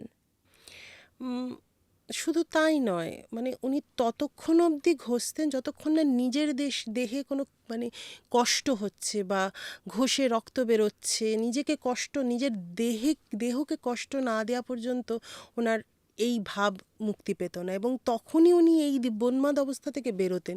ওনার কানে যদি কৃষ্ণ নাম জপ করা হতো 3,00,000 বার, প্রথমে ক্রমশ আসলে ওনার যদি বয়সটা আমরা দেখি, 48 বছর বয়সে ওনাকে আমরা হারাই। তার আগে মানে তার 7-8 বছর আগে থেকে ওনার শারীরিক কিছু আহ, কষ্ট হয় এবং কিছু রোগে উনি আক্রান্ত হন। সেটা নিয়ে আমরা পরে ডিসকাস করছি। তখন ক্রমশ ওনার জপের কাউন্টটা বাড়তে থাকে, ওনাকে দিব্যোন্মাদ অবস্থা থেকে ফিরিয়ে আনার জন্য, মানে সময়টা বাড়তে থাকে। শুরুতে 108 বার মন্ত্র জপেই হতো, উনি দিব্যোন্মাদ অবস্থা থেকে ফিরে আসতেন, বাহ্য জ্ঞান ফিরে আসতো। কিন্তু ধীরে ধীরে সেটা কিন্তু অনেক বেশি হয়েছিল এবং একমাত্র হরিদাস ঠাকুর 3 লক্ষ বার জপ করতে পারতেন এবং সেই জন্যই হরিদাস ঠাকুরকেই বারবার ডাকা হতো তাকে দিব্যোন্মাদ অবস্থা থেকে ফিরিয়ে আনার জন্যে। আর এই হরিদাস ঠাকুরই হলেন জবন হরিদাস, যাকে আমরা জবন জবন হরিদাস হরিদাস। হিসেবে চিনি। তিনি ছিলেন জন্মসূত্রে মুসলমান, কিন্তু মুসলমান হওয়া সত্ত্বেও তিনি ভীষণভাবেই কৃষ্ণ প্রেমে সাধনা করতেন এবং কৃষ্ণ নাম জপ করতেন এবং সেই কারণেই ওনাকে ওনার গ্রাম থেকে বিতাড়িত করা হয়। পরবর্তীকালে বিভিন্ন জায়গা হয়ে উনি নবদ্বীপ শান্তিপুরে এসে প্রথম শ্রী চৈতন্যদেবের সাথে ওনার আলাপ হয় এবং প্রথম আলাপেই উনি ওনাকে গুরু হিসেবে স্বীকার করেন। যেহেতু জবন, অন্য কোনো দীক্ষা মানুষের কোনো গুরুর কাছে দীক্ষা তো উনি পাবেন না স্পর্ধার তখন। বাইরে, কিন্তু শ্রী চৈতন্যদেব তো শ্রী চৈতন্যদেবই ছিলেন, মহান মানুষ ছিলেন। উনি এক কথায় ওনাকে দীক্ষা দেন এবং পুরীর মন্দিরে উনি যখন কাশী মিশ্রর বাগানবাড়িতে নিজে আশ্রয় পান, টোটা গোপীনাথ মন্দিরের কাছে আলাদা করে ব্যবস্থা করে দেন হরিদাস ঠাকুরের থাকার জন্য একটি কুঠিয়াতে, এবং সেই কুঠিয়া আজও আমরা সিদ্ধবকুল হিসেবে দেখি। কিন্তু অদ্ভুত ব্যাপার হলো, তখন ভাবুন যে শ্রীচৈতন্য মহাপ্রভু তাকে আপন করে নিলেন, কিন্তু পুরীর মন্দির তাকে আপন করে নেয়নি কোনোদিনই। পুরীর মন্দির কি শ্রী চৈতন্যদেবকেও কোনোদিন আপন করেছিল? এটা তো বিশাল বড় প্রশ্ন। আমার কাছে আজও প্রশ্ন।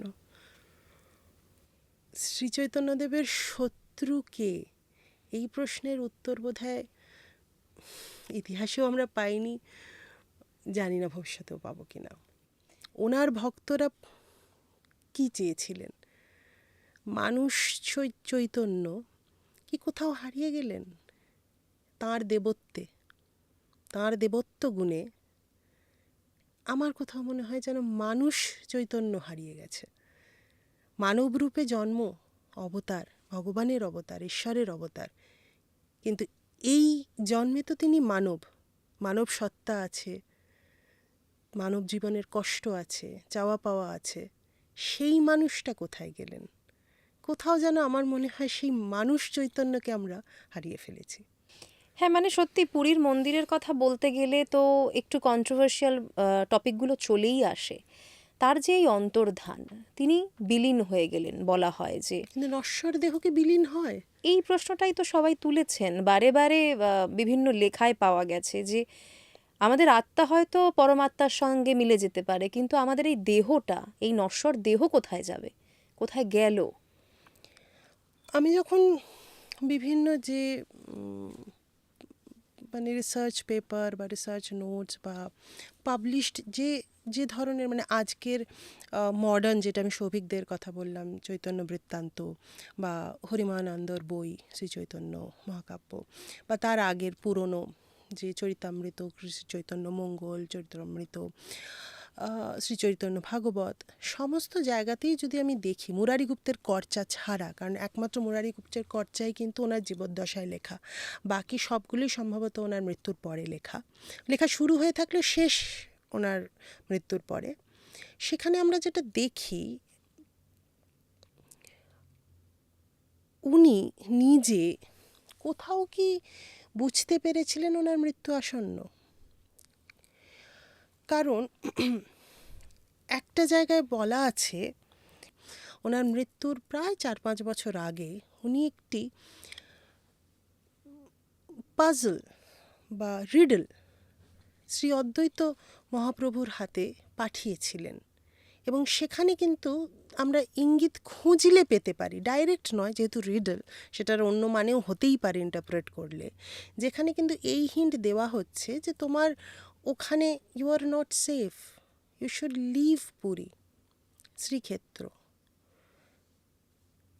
তো এইটা উনি জেনেছিলেন, এটা জেনেও উনি কেন ওখানে থাকলেন? হয়তো উনি নিজেই কোথাও ফিল করতে পেরেছিলেন যে উনি আর বেশি দিন এই ধরাধামে নেই, কারণ ওনার লাস্ট কয়েক বছরে শরীরে বিভিন্ন রকম রোগ হয়। মানে দিব্যোন্মাদ অবস্থাও, যেমন আমি বললাম, যে ভীষণ ডিউরেশনটা বাড়তে শুরু করেছিল, এবং শারীরিক যে সাত্ত্বিক বিকার যেগুলো ওনার দেখা দিত, মানে দেহ যে কুঁকড়ে যেত, ক্রমশ বাড়ছে এক।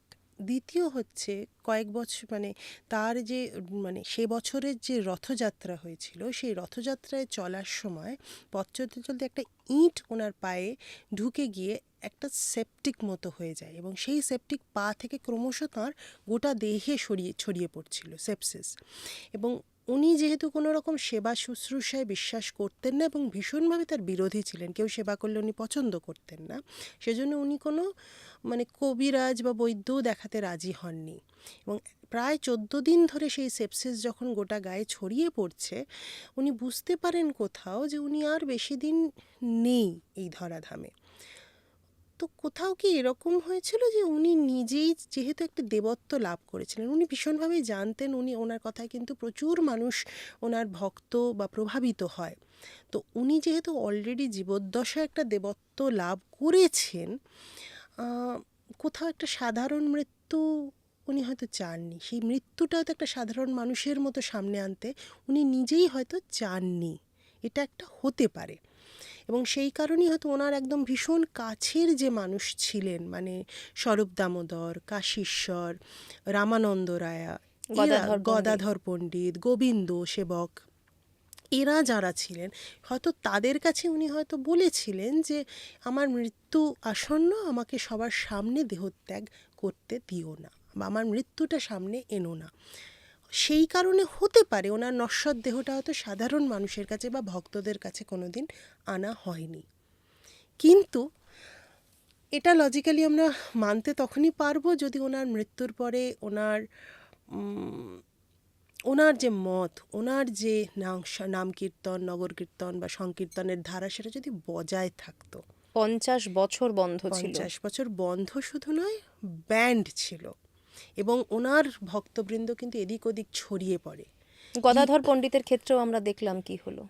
গদাধর পণ্ডিত কোথায় গেলেন? আর তো খোঁজ পাওয়া গেল না। স্বরূপ দামোদর কোথায় গেলেন?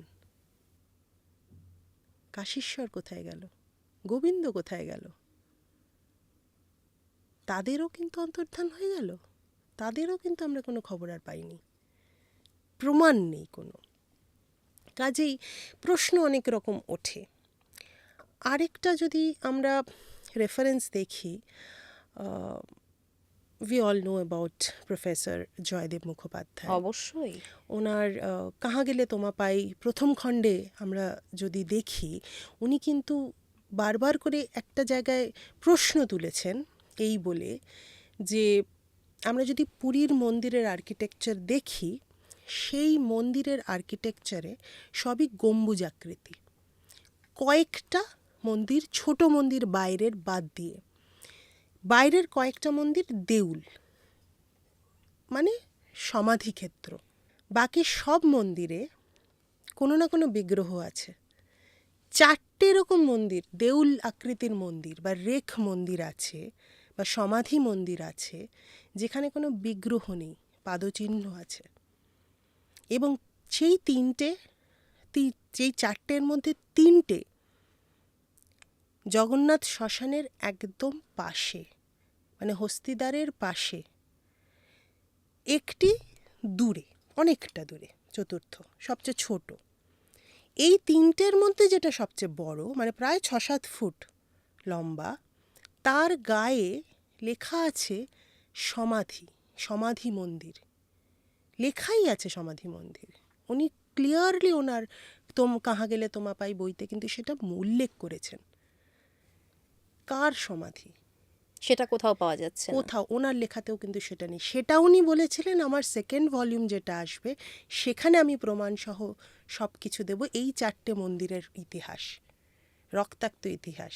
এবং সেই রক্তাক্ত ইতিহাস আমরা সবাই জানি, পাবলিশ হওয়ার আগে উনি নিজেই উনি হয়ে যান উনি সোজা খুন হন। ভাবে, এবং সোজা শুধু ভাষায়। উনি নন, ওনার মাকেও কিন্তু আমরা সরিয়ে ফেলাই হয়, অপঘাতে মৃত্যু।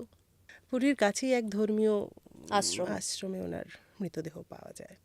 তো কি হয়েছিল আমরা জানি না। মানে 500 বছর বাদেও যখন শ্রীচৈতন্য মহাপ্রভুকে নিয়ে কেউ রিসার্চ করছে তখনও তার জীবন চলে যাচ্ছে, তার মানে তো শ্রীচৈতন্য মহাপ্রভুর জীবন খুব সাধারণভাবে শেষ হয়নি, হলে তো এরকম হতো না। লজিক্যালি তো সেটাই, এতগুলো কনস্পিরেসি থিওরি কেন তার মধ্যে আসছে? একজন মানুষ মহামানব হয়েছেন, দেবত্ব লাভ করেছেন, মারা গেছেন, কিন্তু সেই মারা যাওয়ার পরের অংশটাতে এত ধোঁয়াশা কেন?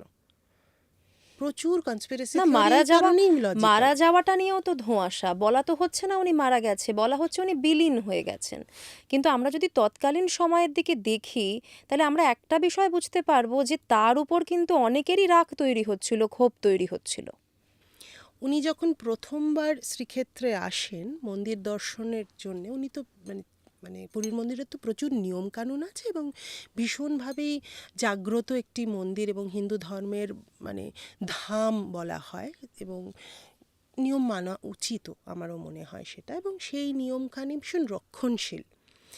কোথাও একটা শ্রী চৈতন্যদেব হয়তো সেই রক্ষণশীল নিয়মকানুনের বিরুদ্ধে চলে গেছিলেন। উনি হয়তো সেটা করতে চাননি, বিরুদ্ধাচরণ করব বলে করেনি, কিন্তু উনি যে প্রবর্তনটা আনতে চেয়েছিলেন, যে চেঞ্জটা আনতে চেয়েছিলেন, মানে এক্সাম্পল যদি বলি, উনি গিয়ে দৌড়ে বাইরের একজন, যদি আমি থার্ড আই থেকে জিনিসটা দেখি, পান্ডারা ভীষণভাবেই রক্ষণশীল, বিগ্রহ ওখানে টাচ করা যায় না, দূর থেকে দেখতে হয়। একমাত্র মুষ্টিমেয় কয়েকজন পান্ডা, তাদের মধ্যেও অনেক শ্রেণী বিভেদ আছে। হ্যাঁ, মানে শুধুমাত্র কিছু মানুষেরই অধিকার আছে স্পর্শ করার। হ্যাঁ, সেই পান্ডা তারা জগন্নাথ দেবের 12 মাস পুজো করবেন। যার যখন রথ হবে তখন ব্যাধ, যারা সেই ব্যাধ সম্প্রদায়ের যারা মানুষ, তারাই বংশ পরম্পরায় রথযাত্রার জন্য করবেন, এবং যারা দ্বাররক্ষী প্রতিহারী তারা কিন্তু দ্বার রক্ষা করবে বা মন্দিরের মানে যে কোনো রকম সিকিউরিটির দায়িত্ব তাদের, পুরোটা দেখভাল করবে। তাদের মধ্যেও কিন্তু বিভিন্ন রকম ভাগ আছে কাজের। এমন অবস্থায় একজন বাইরের মানুষ এসে ভগবানের বিগ্রহ জড়িয়ে ধরে কাঁদতে শুরু করছেন, এটা তাদের কাছে একটা বিশাল বড় ধাক্কা ছিল সেই সময়। এবং সেই সময় মন্দিরের ভেতর সার্বভৌম ভট্টাচার্য নিজে উপস্থিত ছিলেন, এবং উনি দেখেই চিনতে পারেন ওনার ছাত্রকে। শ্রী চৈতন্যদেব নবদ্বীপে ওনার ছাত্র ছিলেন, এবং উনি অপেক্ষা করেন ওনার এই দিব্যোন্মাদ অবস্থা থেকে কখন সে ফিরে আসবে, এবং তাকে সেবা শুশ্রূষা করে নিজের বাড়িতে নিয়ে যায় জ্ঞান আসার পর। এবং সেখানে গিয়ে উনি জানতে পারেন যে ভারতী সম্প্রদায়ের কাছে উনি সন্ন্যাস নিয়েছেন, এবং তাঁর ব্রাহ্মণত্বে কোথাও একটা আঘাত লাগে। উনি চান যে সাম্প্রদায়িক, তখন যদি আমরা দেখি এই সন্ন্যাসীদের বিভিন্ন সম্প্রদায়গুলিকে, ভারতী সম্প্রদায় তখন বর্ণাশ্রমে একটু তলার দিকে, এবং ব্রাহ্মণ যারা ছিলেন ওনার মতো সার্বভৌম ভট্টাচার্যের মতো উঁচু শ্রেণীর ব্রাহ্মণ, তারা কোথাও ভেবেছিলেন ওনার মতো একজন পণ্ডিত লোকের আরেকবার সংস্কার করে যদি সন্ন্যাস সম্ভব হয়, যেটা উনি নাকচ করে দেন। এরপর ওনার বাড়িতে থাকাকালীনই সার্বভৌম ভট্টাচার্যের সাথে তর্কযুদ্ধে উনি জড়িয়ে পড়েন। মানে সার্বভৌম চেয়েছিলেন, ভট্টাচার্য চেয়েছিলেন যে ব্রহ্মজ্ঞানে শ্রীচৈতন্যদেবকে উনি দীক্ষিত করবেন। 7 দিন ধরে উনি বিভিন্ন রকম জ্ঞান চর্চা করেন, শাস্ত্রের ব্যাখ্যা শোনান। শ্রী চৈতন্যদেব কিচ্ছু বলেনি, চুপ করে শুনে গেছেন। 7 দিন পরে ওনার মনে হয় যে ভাই, তুমি কি কিছুই বুঝছো না, এত চুপ করে আছো কেন, কোনো প্রশ্ন নেই নাকি তুমি সব বুঝে গেছো? তখন উনি বলেন, শ্রী চৈতন্যদেব, যে আমি বুঝেছি কিন্তু আমি মানতে পারছি না, সেই জন্য আমি চুপ আছি।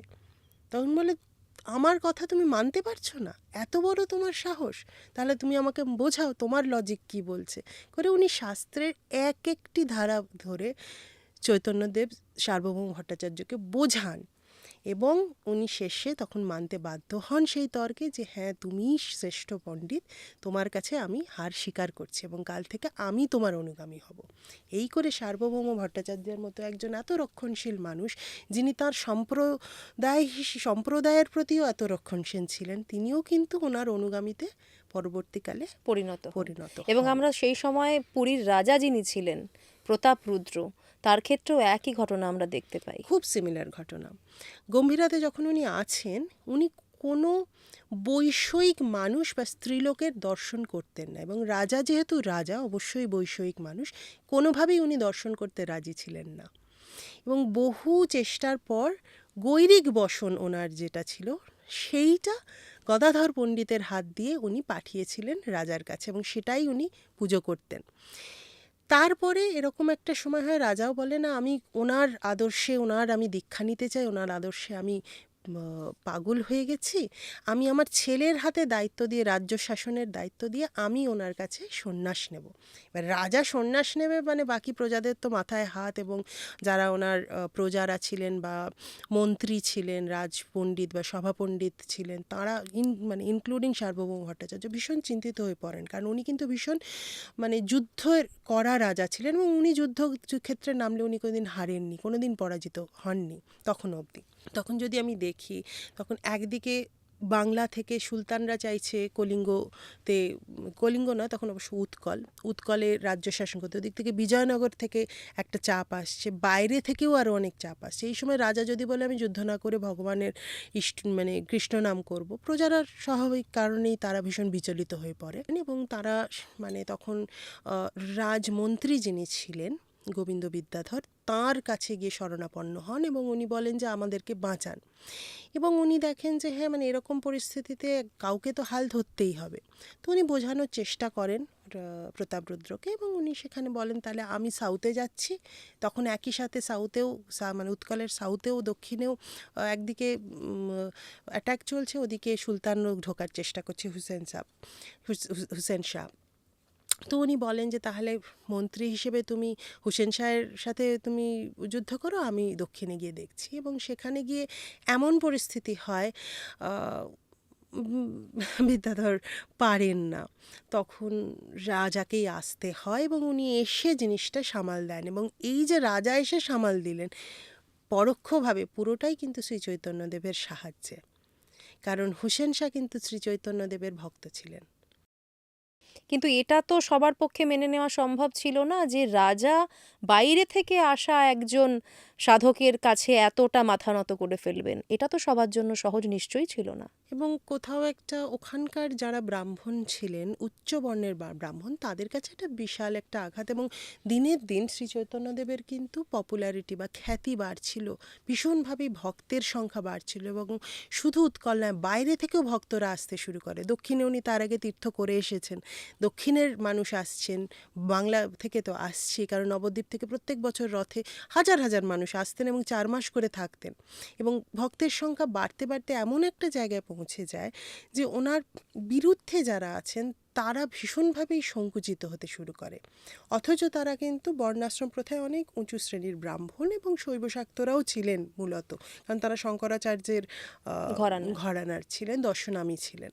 এবং তাদের এই যে ভয় থেকেই কোথাও একটা কিন্তু বিশ্বাসঘাতকতার হয়তো জন্ম নিয়েছিল।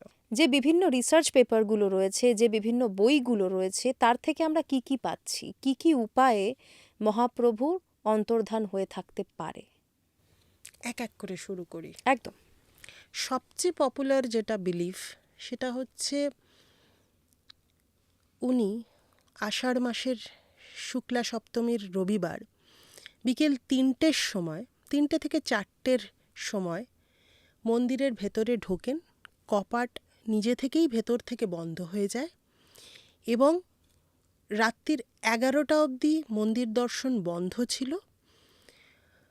যখন মন্দির দরজা খোলা হয় তখন বলা হয় ওনার আত্মা শ্রী জগন্নাথের বিগ্রহে বিলীন হয়ে গেছে।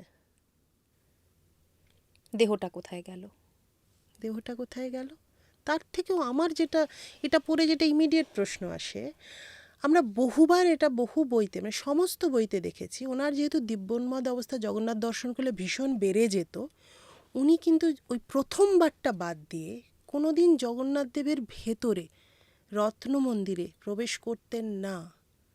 উনি গরুর স্তম্ভ থেকে দাঁড়িয়ে জগন্নাথ দর্শন করতেন বাইরে থেকে। তাহলে সেদিন ভেতরে গেলেন কেন? সেদিনই কেন ভেতরে গেলেন? আর সেদিন যখন উনি হঠাৎ করে ভেতরে যাচ্ছেন, বাকিদের অবাক লাগলো না? আর সঙ্গে কেউ ছিল না, এত সেটা ভক্ত তার। এটা একটা বড় প্রশ্ন। দ্বিতীয় হচ্ছে, সেই সময়টা যদি আমি ধরি, ওনার পায়ে এবং গোটা বডিতে সেপসিস, হার্ডলি উনি চলতে পারেন, খুঁড়িয়ে ছাড়া উনি চলতে পারেন না। ওনার তো পায়ের ছাপ পড়বে, ওনার তো পুঁজ রক্ত পড়ছিল গম্ভীরায়, ওনার পায়ের ছাপগুলো কোথায় গেল? উনি যে অবস্থায়, শারীরিক অবস্থায় ছিলেন, কারুর হেল্প ছাড়া হেঁটে অত দূর যাওয়া কি এত সহজ ছিল? এবং দুপুর ৩টে ঢুকলেন, রাত ১১টা পর্যন্ত কেন ওয়েট করতে হলো তার মৃত্যু সংবাদ বা তার বিলীন হয়ে যাওয়ার খবর দেওয়ার জন্য? এটাও তো একটা প্রশ্ন। অনেকগুলো প্রশ্ন। আরেকটা হচ্ছে, যদিও আমরা মনে করি উনি সন্ন্যাস জীবন খুব একাকিত্বের সাথে কাটিয়েছেন, বাস্তবে কিন্তু তা ছিল না। কারণ আমরা যখন রেফারেন্স দেখছি, ওনার একটা দিননামচা কী ছিল? ওনার দিননামচা ছিল হচ্ছে, উনি ভোরবেলা উঠতেন, ভোরবেলা উঠেই মন্দির দর্শনে যেতেন গরুর স্তম্ভের কাছে। মন্দির দর্শন করে উনি হরিদাসের কুঠিয়ায় আসতেন, তারপর গঙ্গা স্নানে যেতেন, ফিরে এসে শাস্ত্রচর্চা করতেন, গীতাপাঠ করতেন, আরও বিভিন্ন নামগান করতেন, ভক্তদের সাথে দেখা সাক্ষাৎ করতেন। দিয়ে রাতের বেলা এই সন্ধ্যারতির সময় এবং রাত অবধি উনি মন্দিরের চত্বরে বসে থাকতেন। কখনো কখনো সাগরের পাড়েও যেতেন। দিয়ে রাতের বেলা এসে ফিরে আবার স্তব নিয়ে বসতেন বা কৃষ্ণ নামে বসতেন। ঘুমোতেন খুব কম, এবং সে কারণে ওনার ডাইজেস্টিভ প্রবলেমও ছিল, সেরকম অনেক জায়গায় রেফারেন্স আছে। এইভাবে যখন কারুর রেগুলার দিননামচা হয়, তার মানে ওনার রোজ ডেফিনেট টাইম আছে সন্ধ্যার সময় কখন তিনি মন্দিরে যান। মানে দুপুরে মন্দিরে যাওয়ার সেরকম কোনো চল ছিল না। দুপুরে কিন্তু উনি হরিদাসের কুঠিয়ার পর নিজের মানে গম্ভীরাতেই থাকতেন, ভক্তদের সাথে দেখা সাক্ষাৎ করতেন। সন্ধ্যারতির সময় উনি যেতেন। সেইটা একটা প্রশ্ন, সেই দিন কেন উনি ওই সময় গেছিলেন? চন্দনোৎসব চলে, অক্ষয় তৃতীয়ায় কিন্তু চন্দনোৎসব চলে, কিন্তু তাহলে কি ওটা অক্ষয় তৃতীয়ার দিন ছিল? তাহলে তো সময়টা, দিনক্ষণ সব আলাদা হয়ে গেল। আবার অনেকে তো বলেন রথের দিন ছিল। আষাঢ় মাস, কেউ বলে অক্ষয় তৃতীয়া, কেউ বলে রথ, মানে কোথাও বলা আছে ইংরেজির 19শে জুন, কিন্তু অক্ষয় তৃতীয়া হলে চন্দনোৎসব হয়, তখন তিনি কিন্তু 3টে থেকে 4টে যেতেন। তবে তখন তো মন্দিরে বহু মানুষ থাকবেন। বহু মানুষ দেখেছেন, বহু মানুষ বলেন, কিছু মানুষের যদি আমি আরেকটা থিওরিতে ঢুকি, তারা বলেন যে আমরা দেখেছি ঢুকতে মন্দিরে দুপুরবেলা 3টে-4টে নাগাদ। আবার একদল মানুষ বলেন আমরা দেখেছি ওনাকে মন্দিরের বাইরে পিছনে যে হস্তিদ্বার ছিল সেখান থেকে, তখন সমুদ্রে যাওয়ার একটা স্ট্রেট রোড ছিল, ওই দরজা দিয়ে বেরিয়ে উনি সমুদ্রে বিলীন হয়ে গেছেন হাঁটতে হাঁটতে।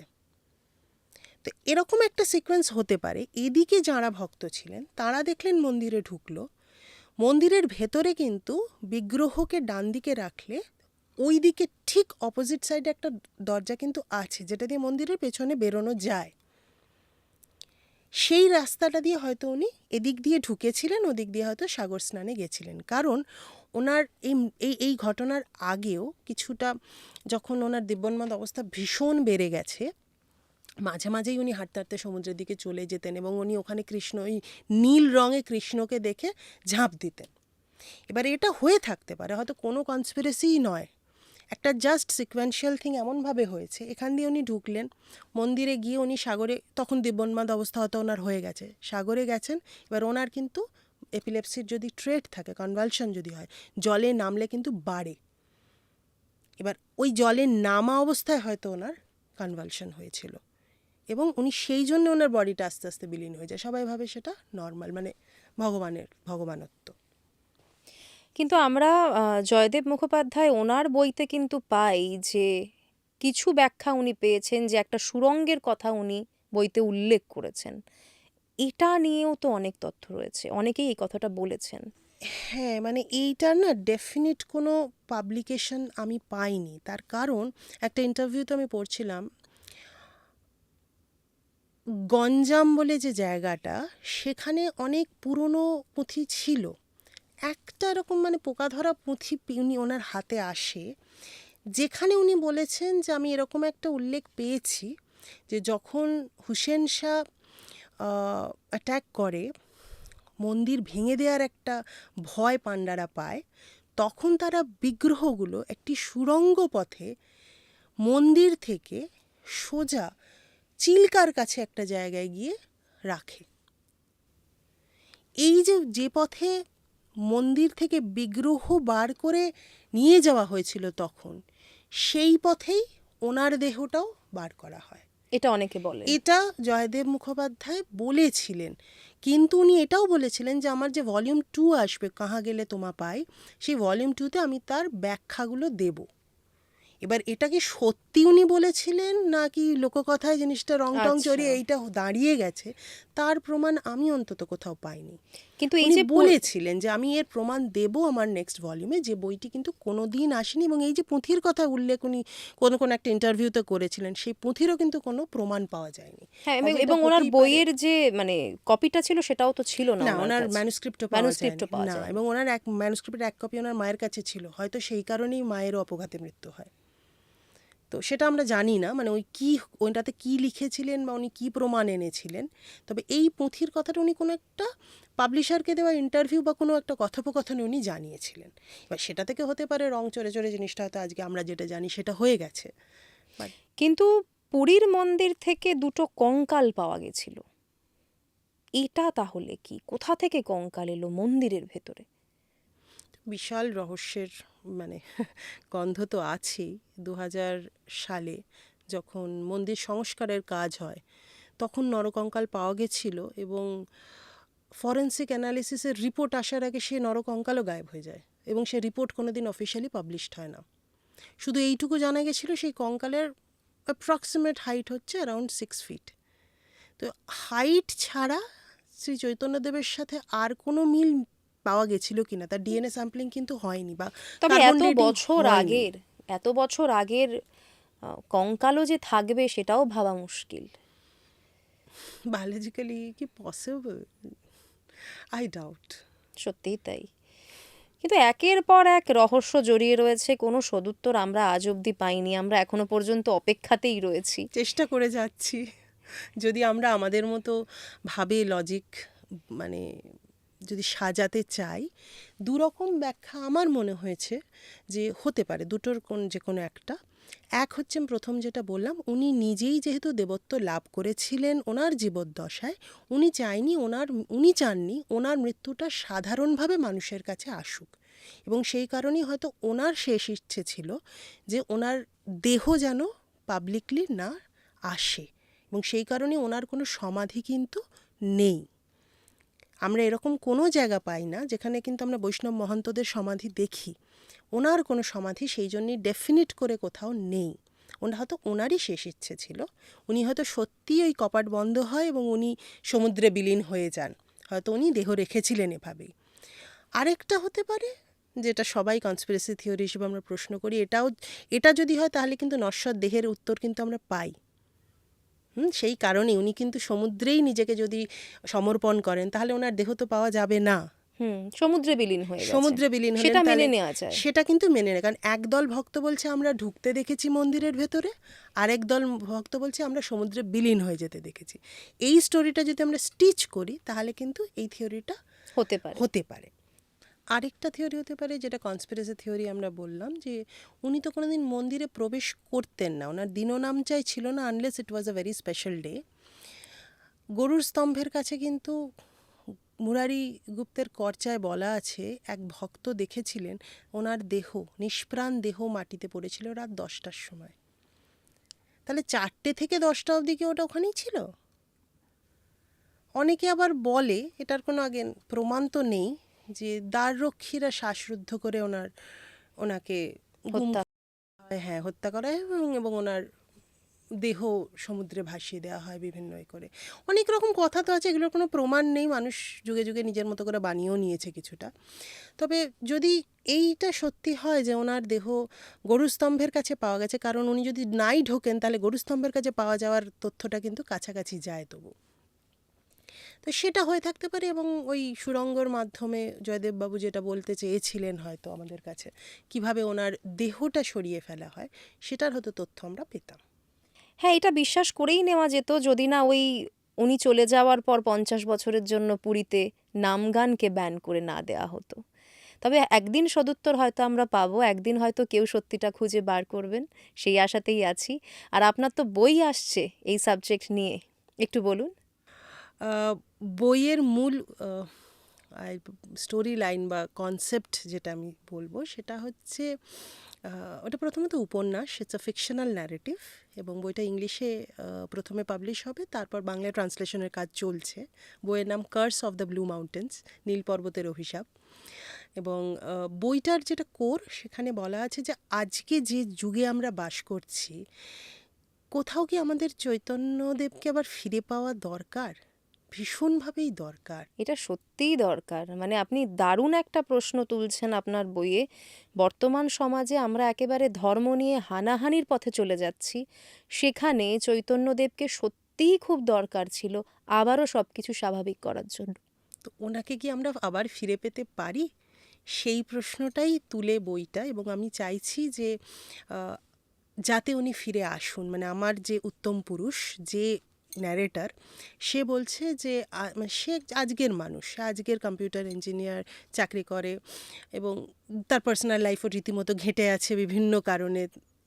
এবং সেই অবস্থায় হঠাৎ করে ও নবদ্বীপে একবার এসে পৌঁছায়, তখন সে জানতে পারে শ্রী চৈতন্যদেবের ব্যাপারে। ও সে বাইরে মানুষ, শ্রী চৈতন্যদেবের ব্যাপারে জানতে জানতে সে ক্রমশ যেন ভেতরে ঢুকে পড়ে, মানে তাঁর জীবন বৃত্তান্তে ঢুকে পড়ে এবং নিজেকে একটা অন্যভাবে দেখতে শুরু করে। এবং কোথাও একটা তিনি শ্রী চৈতন্যদেবের আদর্শে নিজে একটু একটু করে যেন সংস্কারের কাজ শুরু করে, এবং করতে করতে সে বিভিন্ন বাধা বিপত্তির মধ্যে দিয়ে যায়, এবং শেষে কি হয় সেটার উত্তর থাকবে আপনার বইয়ে। সেটার উত্তর থাকে বইতে। তবে অন্তর্ধান নিয়ে কিন্তু বইটা মেন নয়, গল্প হচ্ছে একেবারে ওনার আদর্শ, চৈতন্য আদর্শ নিয়ে। একেবারে। এবং ইসকনের সঙ্গে তো আপনার একটা যোগাযোগ রয়েছে। হ্যাঁ, আমি ইস্কনের সাথে, ইস্কন ব্যাঙ্গালোর সাথে বিশেষ করে ভীষণভাবেই কানেক্টেড। এবং আমি শ্রী চৈতন্যদেবের উপরে এই যে বই, আদর্শের উপরে বই লিখছি, এবং সেই কারণে প্রচুর পড়াশুনো করি। সেই কারণেই আমি ইস্কনের সাথে যুক্ত হই প্রথম। এবং ওখান থেকে আমি শ্রী চৈতন্যদেবের জীবন বৃত্তান্তের উপরে 120 কোর্স সেমিনারও করি, এবং certified to talk about it.